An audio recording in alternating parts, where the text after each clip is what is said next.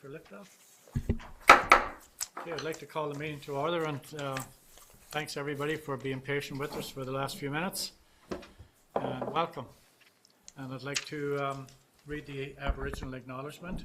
We would like to acknowledge that the land on which we gather is the traditional territory of the Tanaha, Seleks, and Senex peoples, and is home to the Métis and many diverse Aboriginal persons. We honour their connection to the land, rivers, and respect the importance of the environment to our strength as a community. And I'd like to know if there's any late items. I'm going to do a notice of motion at the end. That will be on That'll be in the next meeting. Yes, in the next meeting, sorry. Just the committee of the whole. Yeah. Hearing none, I'd like a motion to adopt the agenda as presented to Council. Moved by Councillor Page, second by Councillor Leuchtenberg. Questions or comments? Hearing none, all in favour? Carried. Thanks very much. And our first presentation today is from the Regional District of Central Kootenay, and it's on organics waste diversion.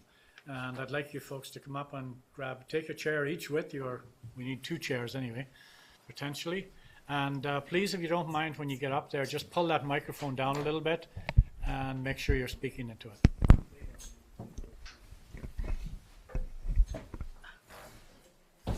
And if you introduce yourself, that'll be helpful to all of us here and to the public, who I hope are actually watching this. We're going to be able to pick it up at some point. The only suggestion I would have is you really do need to speak like right into it for the video part. If possible, yeah.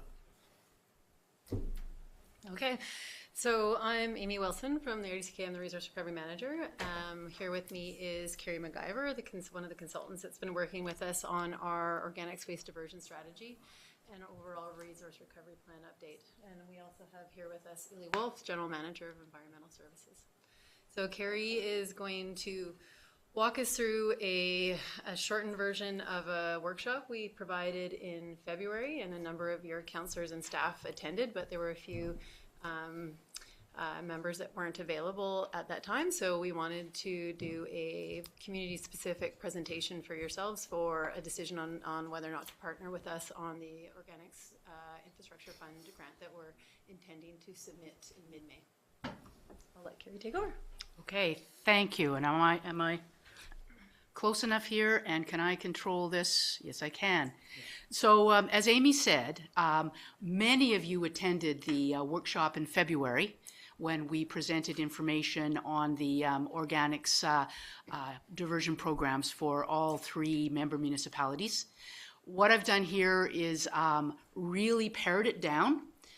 Originally, I was told that it was 15 minutes presentation, 15 minutes. So if you have any questions, please ask them, because I've put it pretty sparse, but there's a lot of room then for questions. So the objective of the workshop held in February, and then actually we did an hour webinar last Monday for Castlegar Council, is to really provide the regional district's municipal partners with the information you need to make a decision regarding whether you're going to implement curbside organic waste collection. And as you can see from the slide, it's really about, are you going to decide to try to reduce greenhouse gas emissions by getting organic waste out of the landfill?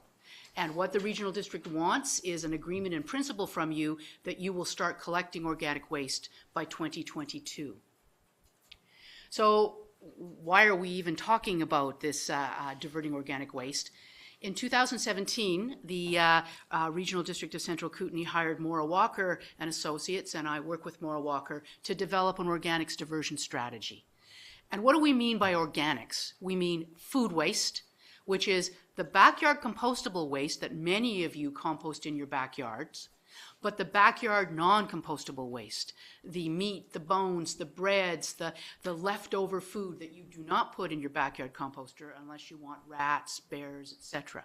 So it is the compostable in the backyard, and beyond backyard composting, it's those food waste that do not go in a backyard composter. We also are referring to yard and garden waste. So it's food waste, yard and garden waste. Now, there hasn't been a recent waste composition study done here, but based on similar studies elsewhere, food waste makes up anywhere of 22 to even 30% of the waste that is going to landfill.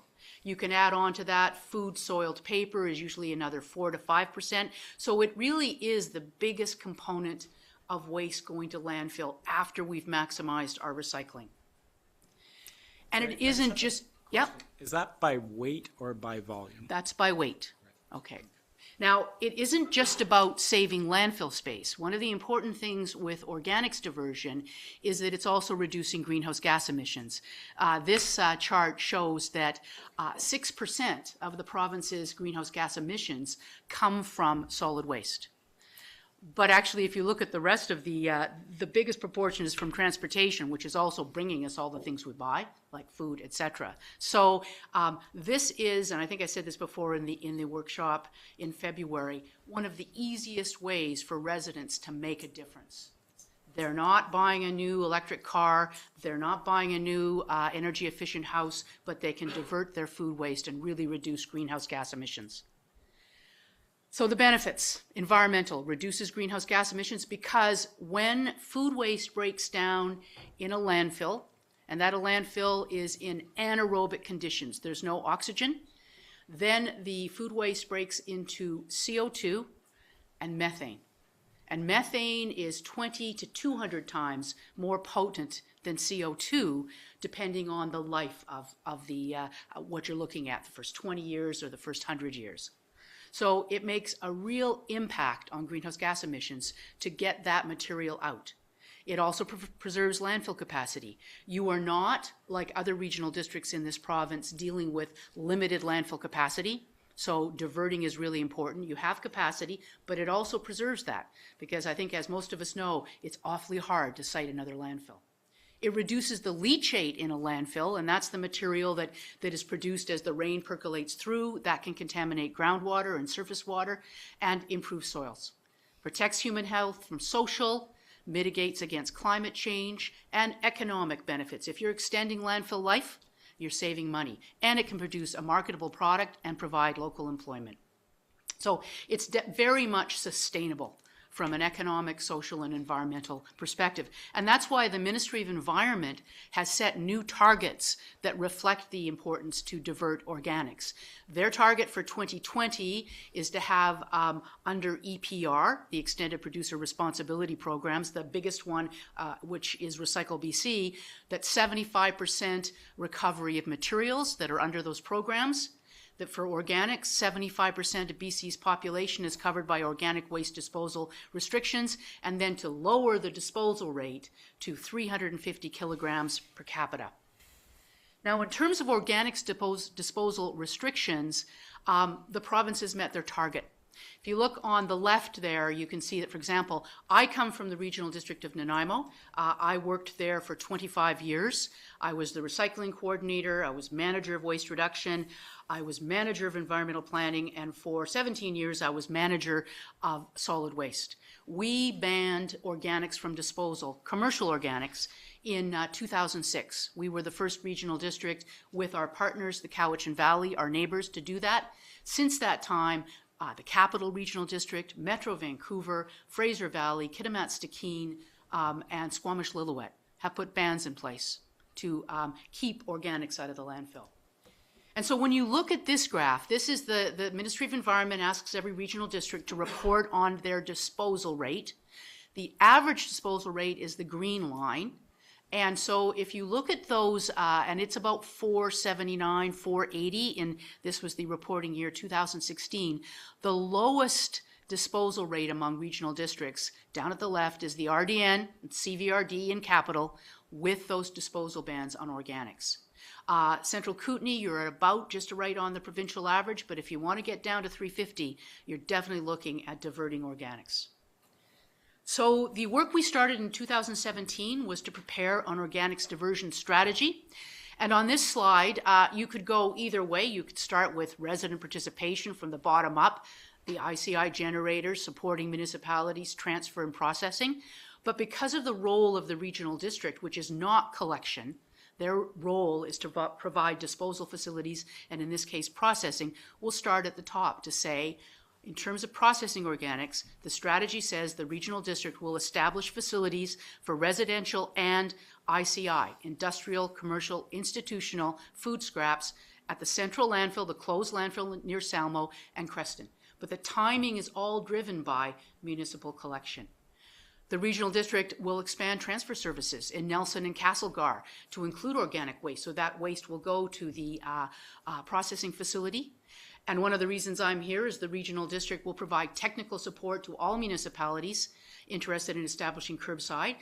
To that end, last year we prepared technical memorandums for both or for all three municipalities. We looked at what your current costs were, what you might be able to do, what your future costs would be to help you make that decision. And we went over that at the workshop in February, and I'll go over your information this evening. For ICI generators and haulers, to encourage them to divert through variable tipping fees, lower for organics than for solid waste, and consider disposal bans if those variable tipping fees don't provide that level playing field so that everybody does it. And finally, for residents in areas without curbside collection, design and implement a program to increase awareness of opportunities to self-manage organic waste. So that is the draft strategy. Can I just ask another question? Sure. So the regional district is a collector for recycling.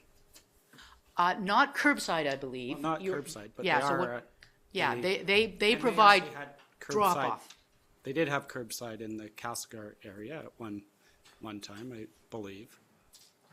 That is a mystery question, because there is some collection outside of the city. We're not sure who actually provides it. I don't think it's, No, at one time, yeah, before but not, yeah. before Recycle BC took over that contract, it was the RD that was paying for collection, curbside recycling collection.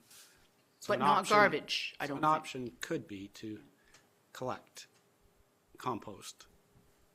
Because right now, there's no advantage of the city doing that, because we cannot figure out a 3-compartment truck that would work. So right now, we can collect recycling and garbage effectively, but to add this adds another truck and. Well, I think that maybe if we could bring that back to the end. Yeah. When we talk about how it can be done, and because you do have some challenges to design a system that works Yeah. here in Nelson. I'm So just if we can saying hold off. It doesn't necessarily have to be the city of Nelson. It could be the RD contracting directly with the collector, right? Could be, but that could be really inefficient as well. Like, that's something really you'd have to think about, I guess. Okay, so we'll come back to that. Those are the issues on collection. Just on that, yeah, just so we can get through this, Kevin. Yeah. You have to forgive us here because we were not privy to this PowerPoint that you've got, and generally speaking, we would have this ahead of time to be able to read it and to stay with you. So it puts us in a bit of a bind considering the timelines that we're on tonight. So it would have been nice to have this ahead of time so we could prepare ourselves. Well, we but get then again, right to it's there. But then again, it's the committee of the whole, so it's not a decision-making meeting anyway. So, hopefully we can get through it. We will get to the meat. Yeah. Exactly with that question. So in terms of looking at organics processing capacity, we had to come up with feedstock estimates. So the first issue is reduction. That is managed by the resident. That's backyard composting.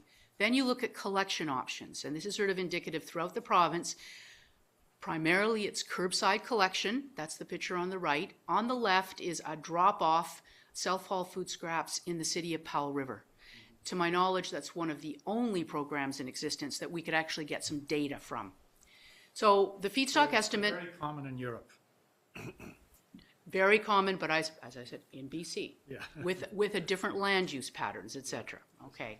So to do the feedstock estimates for each of the subregions, we looked at all of the municipalities and electoral areas. We looked at their households, which ones were curbside, and we came up with an estimate of residential at about 117 kilograms per household recovery based on programs in BC. Commercial, based on programs in BC for, you can see here for the city of Nelson, 768 tons, which is really the majority of the food waste in the central subregion. And in terms of coming up with these estimates, there's really limited data on self-managed reduction programs. You really can't measure it. There's limited data on self-haul drop-off programs, so the number I have here of about 27 kilograms per household comes from the city of Powell River, where the tipping fee there is $220 a ton. There's a lot of encouragement to divert, but they're getting 27 kilograms per household, whereas the curbside programs that have been running on the island, the RDN was one of the first ones on the island in 2010, are averaging around 117 kilograms per household or more of food waste. Okay, just food waste. And you'll see later, if you add yard, you have considerably more. So if you look at this, and if you're really looking at climate change impact, you can take the drop-off tons at 104 tons, equates to about 193 tons of CO2 equivalent, and curbside, you've got 869 tons. So it's really, if you're maximizing emission reductions, then you're looking at curbside collection. So we took the feedstock estimate for all three subregions and came up with a total for the regional district with one plant at Creston and one plant at the central landfill. So you're looking at about 2,000 tons of food waste. 1-to-1 mix with yard waste or wood chips would be a 4,000 ton per year facility. Last summer, the province of BC came out with the Organics Infrastructure Program. This was not available in 2017, and this program will fund 2/3 of the cost of creating infrastructure, a processing facility. The regional district put in an expression of interest in the fall, in November. That was accepted, and there are now, the application period is open, and applications go in the 22nd of May. So what we looked at then is what technology would meet the provincial organic matter recycling regulation requirements, what's involved in this infrastructure. So when you look at composting infrastructure or facility, the process is you have pre-processing, you need to have a chance to inspect those feedstocks to make sure there aren't a lot of contaminants. You need to mix them, grind them, prepare the recipe of the greens to the browns. You have an active composting portion or process where it's aeration, not anaerobic aeration, curing, screening, and storage.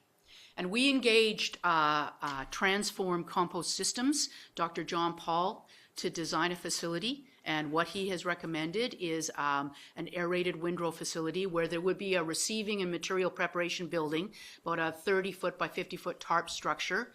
And then the food waste, yard waste, wood chips is blended in a vertical auger mixer. And then then it's with a industrial loader moved into the windrows. Aerated windrows are very low cost, very efficient use of space, really good flexibility with volume, very scalable, and really good in cold weather, and provides really good greenhouse gas reductions. Curing and screening, we're looking at, there would have to be a screen involved in the capital cost estimate. So this was the layout, that there would be up to 6 windrows, and you would see there'll be bulking agent storage, the windrows, leachate pond, and this would handle 2,000 tons of food waste per year, which equates to a 4,000 ton facility. The cost of about $1.2 million in capital cost, which can, for a very modest increase of about $150,000, could handle up to 6,000 tons, which was important because the regional district of Kootenay Boundary was very serious, and I'll let Amy can speak to that later, at saying they will not. Did it make sense for them to build a facility in the Trail Rossland area, or should they take it to the proposed facility at the central landfill? And as you can see, the estimated operating cost for just the facility would be about $52 a ton food waste. The compost would be a Class A unrestricted use. Ideally, could be used by all the municipal and regional local governments in all their operations. Could also be sold to residents, etc. So what are the financial implications of this? So the capital costs with 2/3 funding, the $1.2 million for the facility at the central landfill, the regional district would be looking at $400,000. The operating costs just at the facility, about $52 a ton, but then you have to add on the transfer costs, okay, and asset management costs, repair and replacement. So taking those into account in a rather high-level examination, what Uli and Amy are predicting is that food waste in 2022 would be charged at $100 per ton, and garbage, MSW, would be charged at $125 per ton, okay? So there's the financial implication. Then you look at, all right, what about curbside collection? So we looked at the curbside programs for all 3 municipalities. They're all different. Some contract out, some are automated, some are manual, in-house, etc. And this is really interesting because when you looked at the performance of the various systems, you can see the Castlegar, which is automated, 352 kilograms per household per year of garbage and 84 kilograms per household per year of recycling. City of Nelson, very low at 161, and Creston, with no recycling, up at 388. To those of us in the field, that made no sense. No sense at all that Nelson had such a low garbage disposal rate. So if we compared you to other similar cities, so you look, City of Trail is at 400, City of Rossland is at 350, Revelstoke, Salmon Arm, Golden, there's something different here than most curbside programs. And what I discovered, the different was that the other client I've had that's very similar is the City of Powell River. And you have such similarities. You did a really good thing when you designed your curbside program, saying we are going to go for a bag tag system. We'll charge a fixed amount and then you're going to put a tag on. But what you didn't take into account is residents' behavior had been to go in Powell River to the incinerator in the center of town. Since then, it's just a transfer station right on the border. It's 5 minutes away from everybody. Here, I understand your old landfill was down on the lake shore.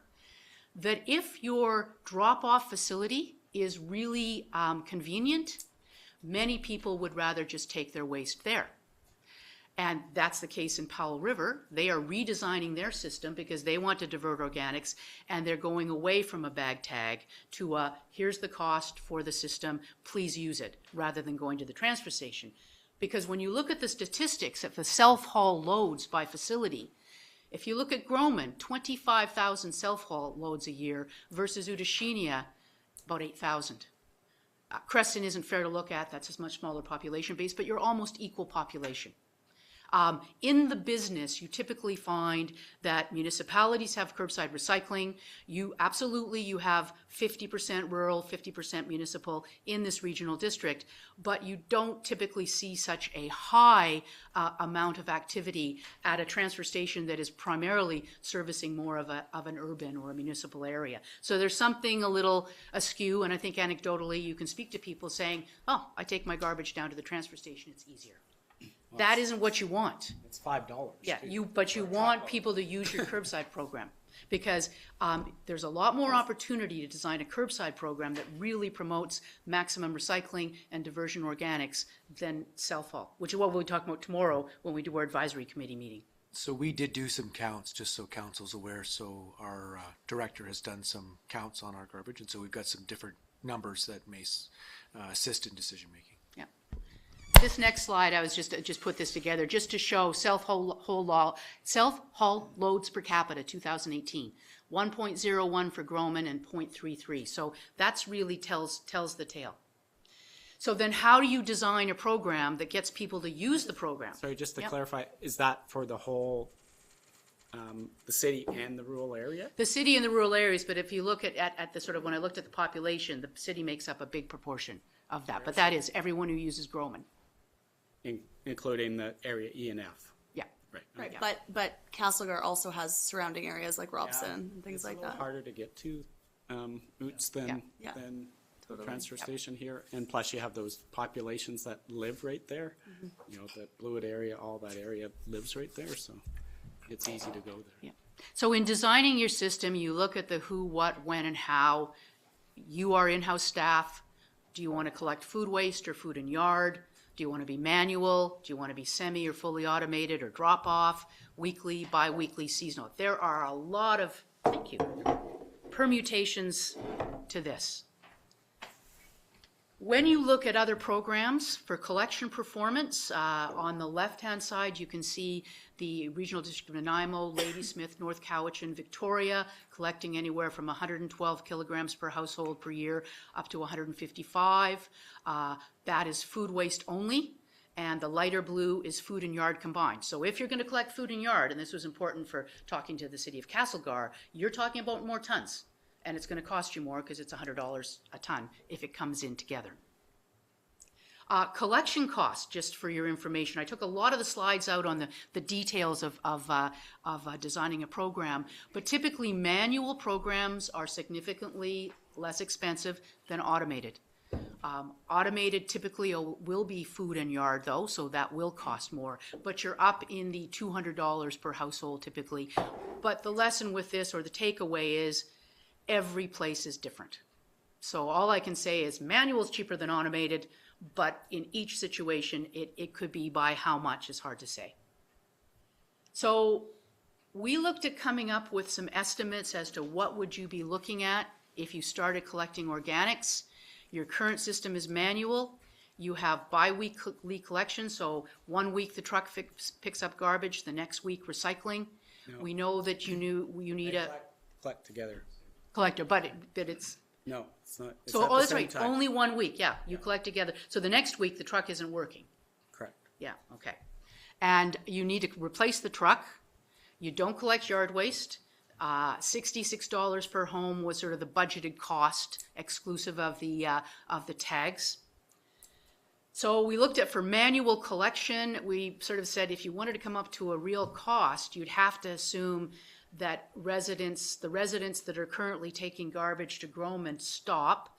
So we said then you might be collecting the same amount as maybe a resident in Castlegar. That's an assumption. So we revised the tonnages. Tip fee of garbage for 125, organics for 100. You'd be purchasing the 46-liter food waste curbside, the little green bin containers and kitchen catchers. That's $9 a year over 5 years.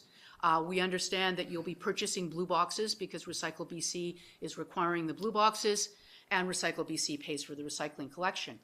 So it's kind of a simple saying, okay, what's the status quo? What's the collection frequency? What's the collection cost? What's the cost of carts? What are the tipping fees? And so under scenario 1 manual, it's bi-weekly garbage. It is recycling doesn't cost, and then it would be food weekly. Many programs are weekly food. And so there you'd look at an increase from $66 to $190. And this is where it gets awkward, because if everyone used the curbside, they would be paying more like $90. And if you looked at what people are paying to go and pay $5, they're probably paying more for those bags than if it got collected at the curb. But it's an increase, so it is something. You have a challenge. If you went automated, same sort of thing. You'd be looking at, though, increasing the tonnages based on Castlegar's numbers. You'd have to buy the carts. So you look at an automated scenario where it's food and yard weekly, garbage and recycling bi-weekly. The price goes up significantly to $216 a year. But if you look at automated with food and yard bi-weekly, you don't have to. If you're collecting food waste only, typically programs collect it weekly. If you're mixing the food with yard waste, you can go bi-weekly, and many programs do. And that increase is $170. So any which way you look at it, the cost to the resident goes up. And because I've worked in local government for years, that's really important. I recognize that. So scenario 1, manual collection, weekly food waste, alternating bi-weekly garbage and recycling, $190. Scenario 2, automated food and yard, weekly, $216. Scenario 3, $170, automated with bi-weekly food and yard every other week. So that's basically the municipal curbside collection. We updated the technical memorandum that we prepared for you, and there is money, I think, for any other sort of questions you have from our consultant that did this, but I think we can throw it over to you now, Amy, to take the rest of the... You want to sit down here, or are you good? No, I think I'm Okay. okay here. So I might be a good time just to open for questions on any of the information in the presentation. I have a question. Councillor Anderson. So with this, currently we're charging 66. Does that include people having to purchase their bag tags? So that doesn't include people purchasing their bag tags. And that did not also, you didn't include any provisions for people dropping it off sort of half the time at the regional district. So the true cost to residents isn't $66, it's more. Is that correct? Absolutely correct. And so we estimated it might be, if you took what was getting picked up in Castlegar, the tonnage, maybe it would be closer to 90. Some would be paying more.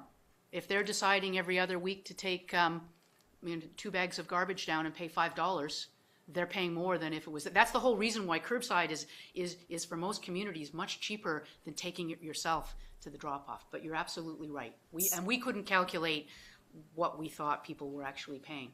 Okay.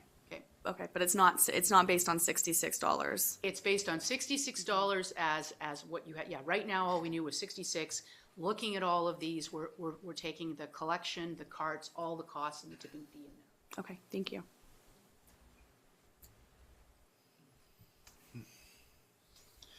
Okay, again, I'll have to say, you have to excuse us, we're a bit of a disadvantage here, not having the presentation. So I know that that's going to be going through councils and definitely through my mind going forward. So we need a bit of time to digest this.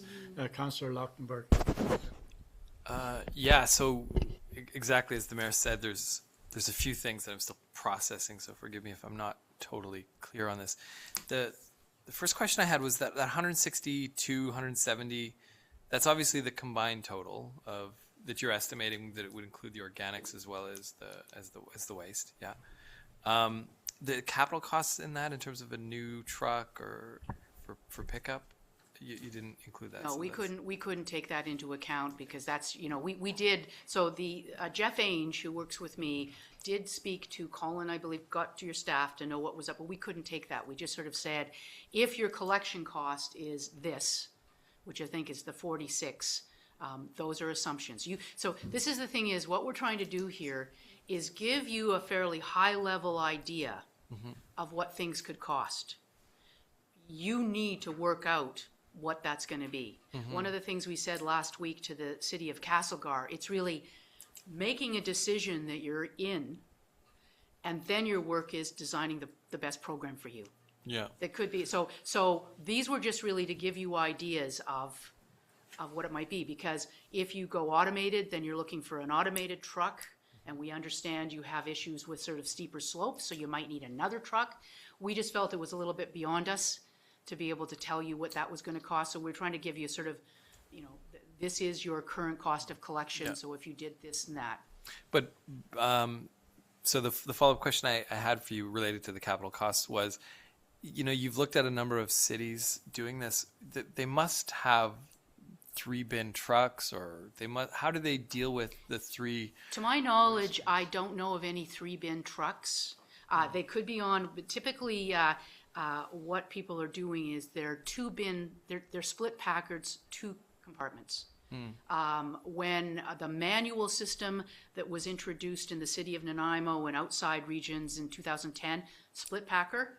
And so 1 week it was 70% of that side was for recycling and 30% was for food waste. And the next week it was food waste and garbage. The city of Nanaimo has now purchased automated trucks that are also split packers. So to my knowledge, beyond a 2 split, I think typically in BC, they're 2 compartment packers. If I may add to this, so what you typically do not see is bi-weekly collection only. They all go to a weekly scenario, at least for one of the materials. Typically organics as the one that is the easiest to get ripe and uncomfortable at home. So you have that weekly service, and then there is with a split packer, you can accommodate relatively easy. In regards to your capital cost, I just wanted to mention the cost of bins that you may require, particularly if you go to automated services, is included in Okay. these costs. Yeah. Okay, that's good. Thanks. Thank you. Councillor Woodward. Thank you. Through the chair. Is that right? Through the chair? For the situation. Blue bags. That's ending, right? So It's out. So Not for another year. not for Right, but this isn't happening till 2022 So anyway. this is going to change the calculation here. If we don't. No, not, no. Well, basically, you have a bin and your paper in a sack, and you throw it in the same way as you would be Okay. the other system. So it's not much of a change other than Okay. buying new material, or those bins, Okay. So that's not going to have a major impact. not on our recycling program, no. And through you, we took that into account. We knew that Recycle BC has said you have to go to Box. the box, so that is in there. Yeah, that $2 for the Yeah. cost of the bin. Thank you. So right now, just for clarity, the $66 does include our vehicle in that cost, so we do charge our vehicles against this service, so that allows to replace that at the end of its life. And then, just as I said, excellent program. That was actually the better bag tag to say you're paying for the truck to go by, Yeah. and then it's a full user pay. The downside is when, like in my community, it's a half an hour to go to the transfer station. So people use it at the curb. They buy you get one can a week with a base case that was more like 130, and then you can buy tags for extra. Well, the cost, it is so inexpensive to drop off a pickup truckload of garbage at the transfer station. That's a huge incentive just to drive there. If I have some stuff other than my weekly garbage, some whatever, construction material or whatever, simple, easy, it's cheap. throw your bags into a Well, garage for a couple weeks. Okay, well, Through the chair, I just respond to that from a professional point of view, and Uli can speak to it. A solid waste management system does not want to be encouraging people to go to a transfer station. That is expensive. You want them to use the curb and maybe go every 3-4 months, because when you're inundated with traffic, you can't do a good job. So that's a good point. So just a second, Councillor Woodward had the floor. Oh, right. So, and I think it's important we stay on task because we're already well over time, and it's a very important subject, and it needs the kind of detail a process that's important for us to decide one way or the other what we're doing. So let's stay on task. You're Okay. up. And so I just, one more clarifications. Is it more GHG intensive to have individuals going out to a transfer station than it is for a singular collection? It is more GHG intensive. Yes. Thank you. Remember, we'll potentially be going to Salmo if this happens. Councillor Renwick? Through the chair, thank you. That's my question is, we're going to haul it from the Groma Narrows transfer station to Central in Salmo. Through the chair, yes. But currently that same material is being hauled to Adjourn. So there's really no difference in mileage that material is traveling, what is coming to our current waste stream. But we're adding a product that we're not handling right now, and so I'm assuming you're going to increase truck traffic. Sorry, through the chair, the majority of this tonnage that we're talking here is still coming to the landfill. So we're not looking to divert people who are already doing backyard composting. If they have a beneficial use for that product, we're not saying don't do that. That's great.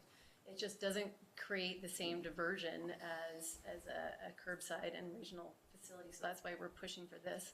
And that material right now, those organics, that non-backyard compostable material is a big portion, and that even if we got everyone in Nelson to do backyard composting, they still couldn't process some of the materials. But regardless, a small percentage of people do so. So that organics is coming to the transfer station and then going to Adjourn.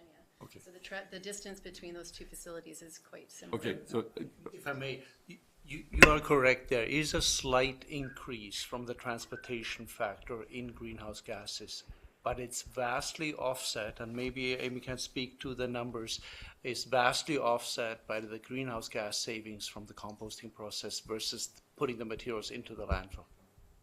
Yeah. And if I can add through the chair, having run a system where in the RDN we had a transfer station and a landfill, when we introduced the green bin program, so we had a separate truck going to the compost facility, but we had fewer loads of garbage going to the landfill. So it's what Amy was trying to say. That waste is already going, but you're splitting it. So you're right, there are more trips because you still have to send the garbage, but we didn't have as many loads. So it's a little bit more, but as Uli said, insignificant. I'm having a hard time wrapping my head around this because. Yeah, excuse me, just let's Cal finish, Janice, and then we'll let you. Thanks. If we have curbside collection in Nelson, and people have composted, sorry, curbside collection in Nelson, we're putting on another truck. This is what you're collecting it weekly, not bi-weekly, as you mentioned correctly. Another truck, if you were doing a truck with a split packer, food waste every week, alternating weeks, garbage and recycling. That's a common model. Okay. Councillor Morrison? Thank you. I'm just following up with what Councillor Renwick just said there. My question is, are we still actually contemplating that this place is going to be built in Samo, or are we going to build this composting station at Udashenya? Because I would argue that it's way more expensive for us to be taking trucks up and over the hill to get to Samo. Those numbers have been available since, for many years, about how much more expensive it was for us to be taking our garbage in that direction versus Udashenya. So if we're talking about GHGs, I have some concerns that we're still contemplating going out to the old HB mine site for composting. Go ahead. So the Amy, excuse me, try and use the microphone as much. Sorry. We're going to have to fix this, really. Sure. It's The, not a very good system. But we'll try the Selmo facility has been selected as our ideal situation or site because of a number of factors. Namely, the organic matter recycling regulation requires a 1,000-meter buffer to residents. Yeah. And so Udashenya is already limited for material management space, as Selmo has a site that has a lot of environmental monitoring locations set up, and it has the buffer space that would be needed. The other thing is that if we are to partner with the RDKB, it is also centrally located to all 3 municipalities. And so that it ended up becoming our most ideal location. And it's also located right next to the HB facility, so it has an end product use as well. Can I have a follow-up? Yes, go ahead, Thank you. Janice. So in terms of Trail and Rosslyn coming on board, do you have some figures of what their costs would be, and in terms of picking up the some of the 400,000 that you're giving as an estimate? So let's just call it $500,000 for us to actually build this site. How much that they're willing to contribute, seeing so that they're not in our regional district? The project is intended to be funded entirely through tipping fees. So the capital repayment is built into the tipping fees that we've pulled together. It also includes, the tipping fees would include all the transfer costs from Groman or Udashenya or wherever. And it also has all the asset replacements, so any repairs and replacements. So that's all built into the tipping fee. So they would be contributing by bringing material to us. Thank you. Okay, Councillor Morrison? Yeah, that's fine for now. Thank you. Councillor Page? Yeah, and again, just trying to wrap my head around a few things. Are we saying that the transport fee, the transfer cost between the transfer station and Salmo, is that cost being smoothed out amongst all the participants per kilometer, or are we paying a heavier part of that? Like if we're traveling uphill and others are traveling downhill, is that cost being carried by the RDCK and it coming out as an average, or are we each of us paying a very direct cost based on our direct transportation to our location? Through the chair, that each facility would have its own tipping fee cost. So for example, it's actually higher in Udashenya because there's more transfer infrastructure required there. In Groman, there's space on the bin wall. It would just be bins and some modifications to the bin wall. So it would be based on the actual transfer cost from each location to the facility. So there would be a tipping fee at Groman, a tipping fee at Udashenia, and then there would also be a tipping fee at Central. Okay, yeah, I get it. Thank you. Any more questions? Oh, one more. Okay, Councillor Anderson.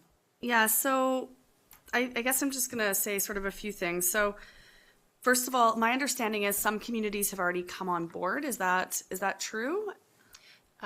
So the RDKB has provided a letter of support to participate, and their volumes would actually be higher than any of the municipalities in the RDCK, and would help to greatly reduce tipping fees for everyone.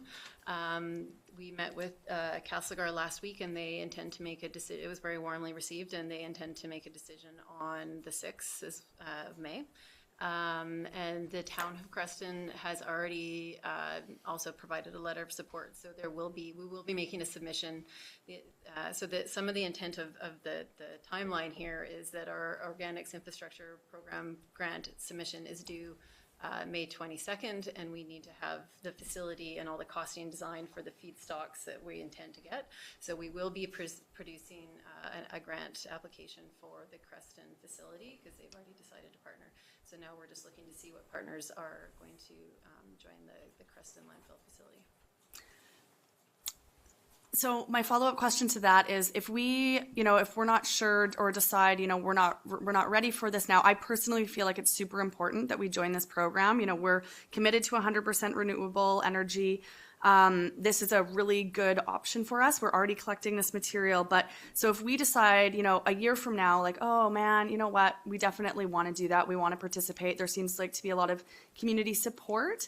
Then what are the financial implications to us at that point? So at that point, any latecomers would not have the grant portion to reduce their tipping fees, and the material at the facility is scalable in that we can create the larger concrete pad and so on. But if things like the screener, the mixing machine, the building that we do the mixing in, if that is not sized properly, we're not going to build it and hope they will come kind of thing. It will be sized to what our current partners will be. Okay, and then my last sort of thing, I think, so I know we're concerned about the GHG emissions for hauling, but I have been in contact with someone they're an engineer working on hydrogen fuel cells, and that technology is potentially going to be available within sort of the next 5 years. So that's something that we could see a lot of our hauling and things like that we're not even going to be, there will not be no sort of GHG emissions associated with it, because we will be able to potentially get vehicles. The price is going to come down. There's already communities in Germany doing that. So is that something that we could maybe receive grants for or something like that in the future if we're choosing vehicles that are more environmentally friendly? Through the chair, I understand that there are a number of grants in the queue for greenhouse gas emission reduction. So the city would be able to apply for any for collection. We might even, if we're going to look for other ones to help bring down the cost of the transfer costs. The Organics Infrastructure Program grant that we're going for the facility does not, it's not applicable for any transfer costs. So that's why we couldn't include it at this time, but we would certainly move to look for other ones, and would encourage the municipal partners to do the same thing. One thing that I wanted to point out, if it's all right for me to point out about, since we're on the topic of greenhouse gases. So the grant has a greenhouse gas emission reduction calculator as part of it, and our overall project in total, with all the partners involved, would be looking at a reduction of annual yearly reductions of 5,600 equivalent tons of CO2. So Nelson alone just for municipal curbside collection would be 842 tons of CO2 emissions. So those are pretty staggering numbers. I think Nelson's current tonnage corporate is somewhere around 14. I think for Nelson, or for the RDCK, after our reductions, we're somewhere around 400. So these things this action or this initiative would help the RDCK become carbon neutral, and then there would be excess credits that we could negotiate with our partners. Okay, Thank you. Thank you. Thanks very much for your presentation. And again, I just want to go back to, we need time to digest this because we pride ourselves in the city of Nelson in good planning, thoughtful process, and we really haven't had an opportunity to do that here. There's a few surprises in this particular proposal, none the least of which is we're even contemplating going back to the Salmo landfill. Uli and I, we have a long history of conversations around that, and we couldn't get out of there quick enough, close that facility and get out of there, and I would need some real comfort, are we doing something good here in the long run or not? And thanks for your presentation, and we'll be thoughtful about the process here going forward and do the right thing for our greater good of our community as far as organic waste goes. So.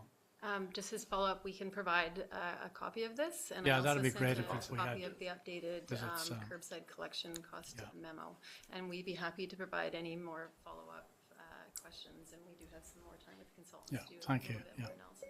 Thank you very much. Thank you. I'd like to make a motion to refer this to our next business meeting to discuss the and make a resolution on whether we join this program or not. I'll Yeah. second that.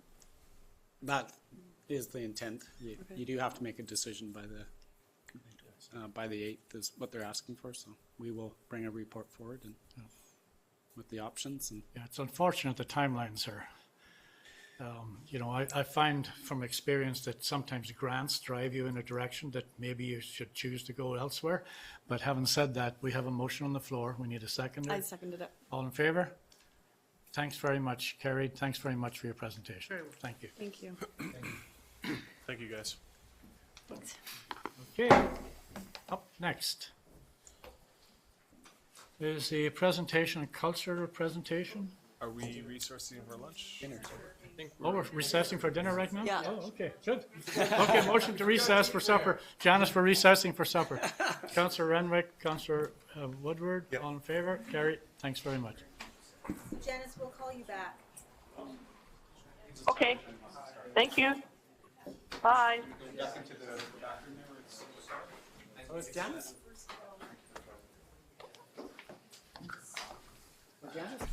So thank you for coming. As is our tradition at the Cow, I will be sitting in as acting mayor today. And I think we'll start with calling the meeting to order and the Aboriginal Acknowledgement. We would like to acknowledge that the land on which we gather is the traditional territory of the Tanaha, the Salix, and the Sinaiaks peoples, and it's home to the Métis and many diverse Aboriginal persons. We honor their connection to the land and the river and respect the importance of the environment to our strength as a community. So the first order of business that we have up, first I'll ask if there are any late items. I have a notice of motion that I'd like to put forth. That will Can- be on the special. That's going to follow this. Okay. Second You've time got today. Haven't forgot This is the the committee of the Okay, we'll hold the notice of motion for the special afterwards. Is there any other late items? Seeing none, I will move on to the adoption of the agenda. Can I have a mover to adopt the agenda? Councillor Woodward and Councillor Lautenberg. And all in favor? Okay. And we're going to skip past number 5. The adoption of the meeting minutes of the previous meeting, the committee of the whole minutes have been passed around. Can I have a mover and a seconder? Councillor Renwick and Councillor Anderson for the receipt of the minutes.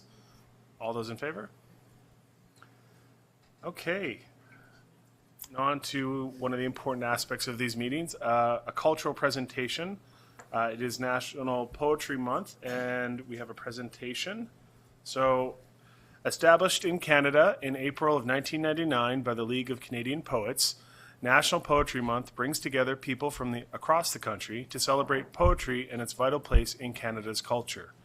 The Mayor's Poetry City Challenge project encourages municipal councils across Canada to take a few minutes in their council meetings to recognize the poets in their communities.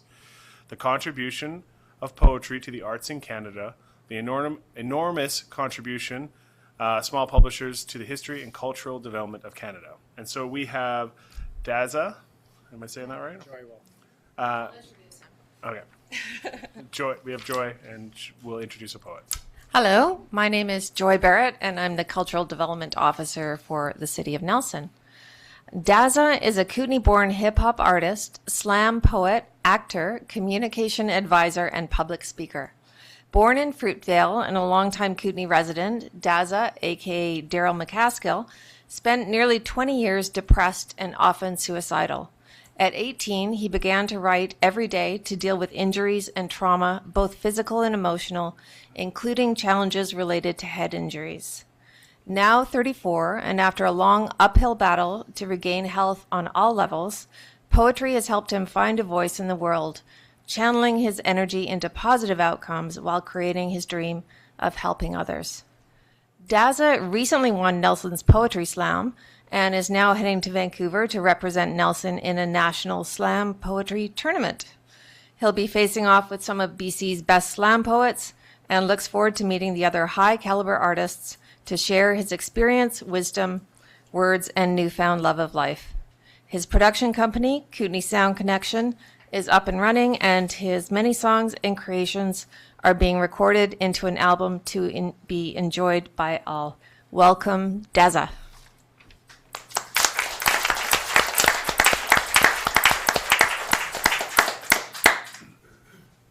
Welcome, Dazza. On the mic and as close as possible for those at home. Okay.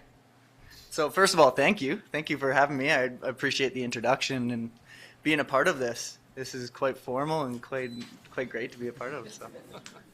So thank you. And born in Fruitvale, not quite, but maybe that allows me to be like born in a barn, right? Because trail, but it doesn't matter. So here's a poem. This is called What Is This Place? What is this place? I know I have no escape.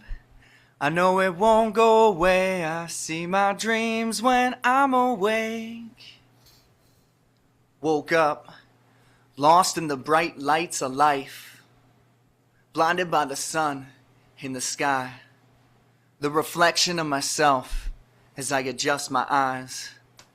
Mother, love emerges overwhelmingly from inside. With each breath I take, my honest expression escapes. Father, I awaken from this dream state. My brother is there. I watch him as he plays.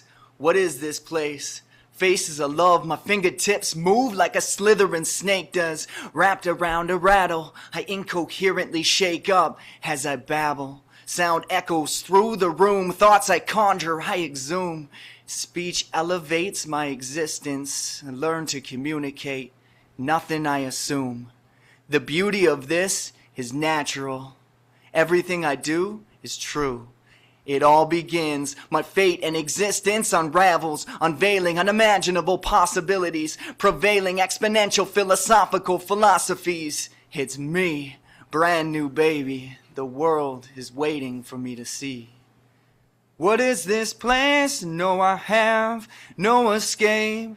I know it won't go away. My dreams I see when I'm awake.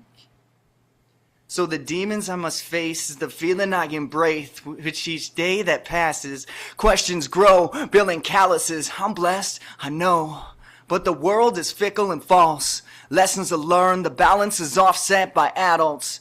Fears from all those I once trusted. I'm a living image of those I'm surrounded. They become me. I become astounded. My perceived concepts are not found in what I thought I was going to be. My true inner being, it seems, is lost at sea. My consciousness is lost in non-existence. I can't find it. It's missing, replaced by insecurities. So my path is redirected through obscurities. It's infectious impurities, they test us, wasting my energy, making me my own worst enemy. And they tell me to follow their lead, but to be free, I know I must listen to the child inside me and let the rest go. What is this place? No, I have no escape. I know it won't go away. I see my dreams when I'm awake.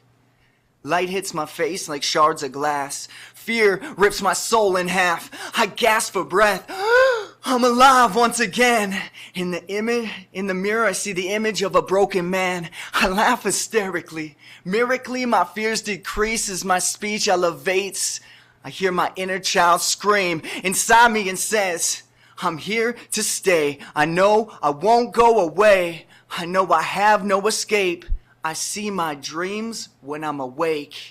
There's nothing anyone can ever take that can eliminate the love my soul creates. This fate isn't merely a mistake. It's here to my death, and my next journey awaits to take me to a new phase where my journey merely starts again. There's no reason to ever be afraid. We all have it made. We're on this earth to play. Though sometimes you feel lost, love will not go away. This place gives and it takes. We live to make mistakes. Freedom is the feeling embraced when love is expressed through grace. So sit back and watch a child play to connect with the truth again. And inside you it'll sing. What is this place? And no, I have no escape. I know it won't go away. I see my dreams when I'm awake.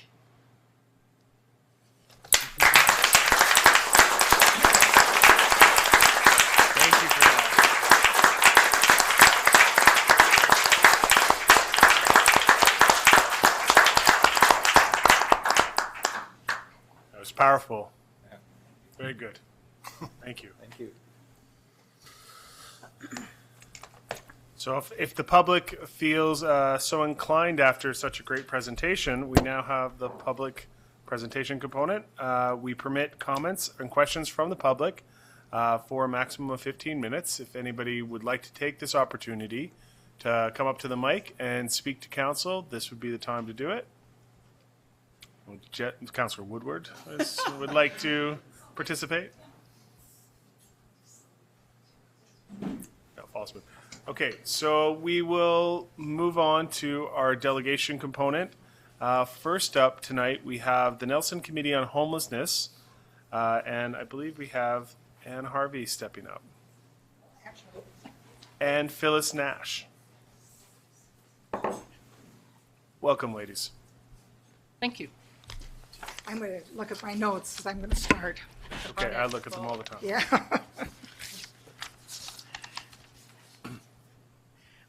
I'm Phyllis Nash and one of the co-chairs of the Nelson Committee on Homelessness, which I'm going to call ENCO.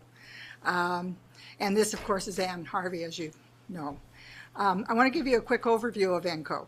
It's a community advisory board and called a CAB. And essentially, it's a committee, and its makeup includes all the stakeholders who are interested in addressing the problem of homelessness, including agencies, citizens, people with lived experience, government services, police, and up until very recently, there has always been a member of City Council on the committee. Nelson is one of 61 designated communities in Canada that have been identified as having a significant homelessness problem. 9 of those are in British Columbia. ENCO is an advisory committee required by the federal government if funds are to be provided to address the problem by the federal government. We develop community plans about every 4 or 5 years, review proposals for services, and make recommendations as to the distribution of those funds. Generally, we coordinate any efforts designed to address homelessness in the area. A few years ago, we were required to find an organization that would take on the responsibility of being an entity. An organization, what they mean by entity in this case, because it means different things to different people, but it's an organization that's responsible for the day-to-day management of the financial resources received from the federal government. We approached several organizations, including the City of Nelson, to take responsibility for this role. The only one that would take that responsibility in the end was Nelson Cares. So it distributes the funds to certain projects that it delivers and also to projects that are delivered by other agencies. And essentially, how those funds are distributed is based on the recommendations of our committee. One thing that's really important for you to know is that we're ready again for to create another community plan. And of course, that's going to be based on all the input that we can get from this community. And we're not quite sure what the schedule for that will be, but it will be happening within the year. So thank you. And this, let Andy talk about details.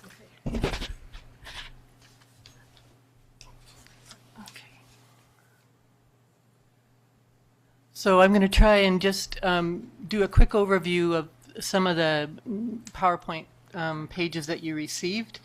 I know have not got very long, so might skip over some.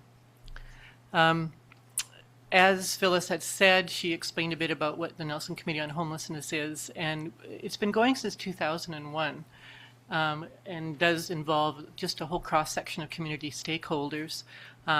And the federal government program often sees municipalities engage with that as well.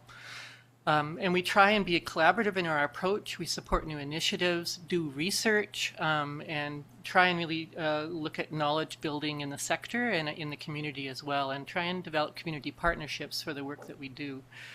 The Nelson Committee on Homelessness has been supported since 2001 by different federal programs, from what they called SCIP, the Supporting Community Partnerships, through Homeless Partnering Strategies, and we are just about to embark on a new program, which Phyllis alluded to, which is called Reaching Home. Some of the projects that we support now are Street Outreach Program, the Transitional Housing Worker that helps move people from streets to home, to housing, kind of. And my position, which is part-time, to support the community table, but also to organize some events for Homeless Action Week, Community Connect Day, and research the annual report card on homelessness. In the past, though, ENCO has supported projects like supporting financially the Nelson Food Cupboard, Ward Street Place, Our Daily Bread, Stepping Stones, Initial Youth Outreach Project, and even Showers and Laundry at the Salvation Army. So it's kind of a broad spectrum of things that it's supported. I'll just briefly go over this. A lot of this I'm sure you already know, but homelessness really there's no one cause, and it's often many factors that compound to cause it. But systemically, it's about the lack of access to affordable housing, the lack of adequate income, and the lack of appropriate medical or social supports to enable people to stabilize their health and their housing. And often people, things happen in people's lives. People who are homeless have had traumatic events in their lives.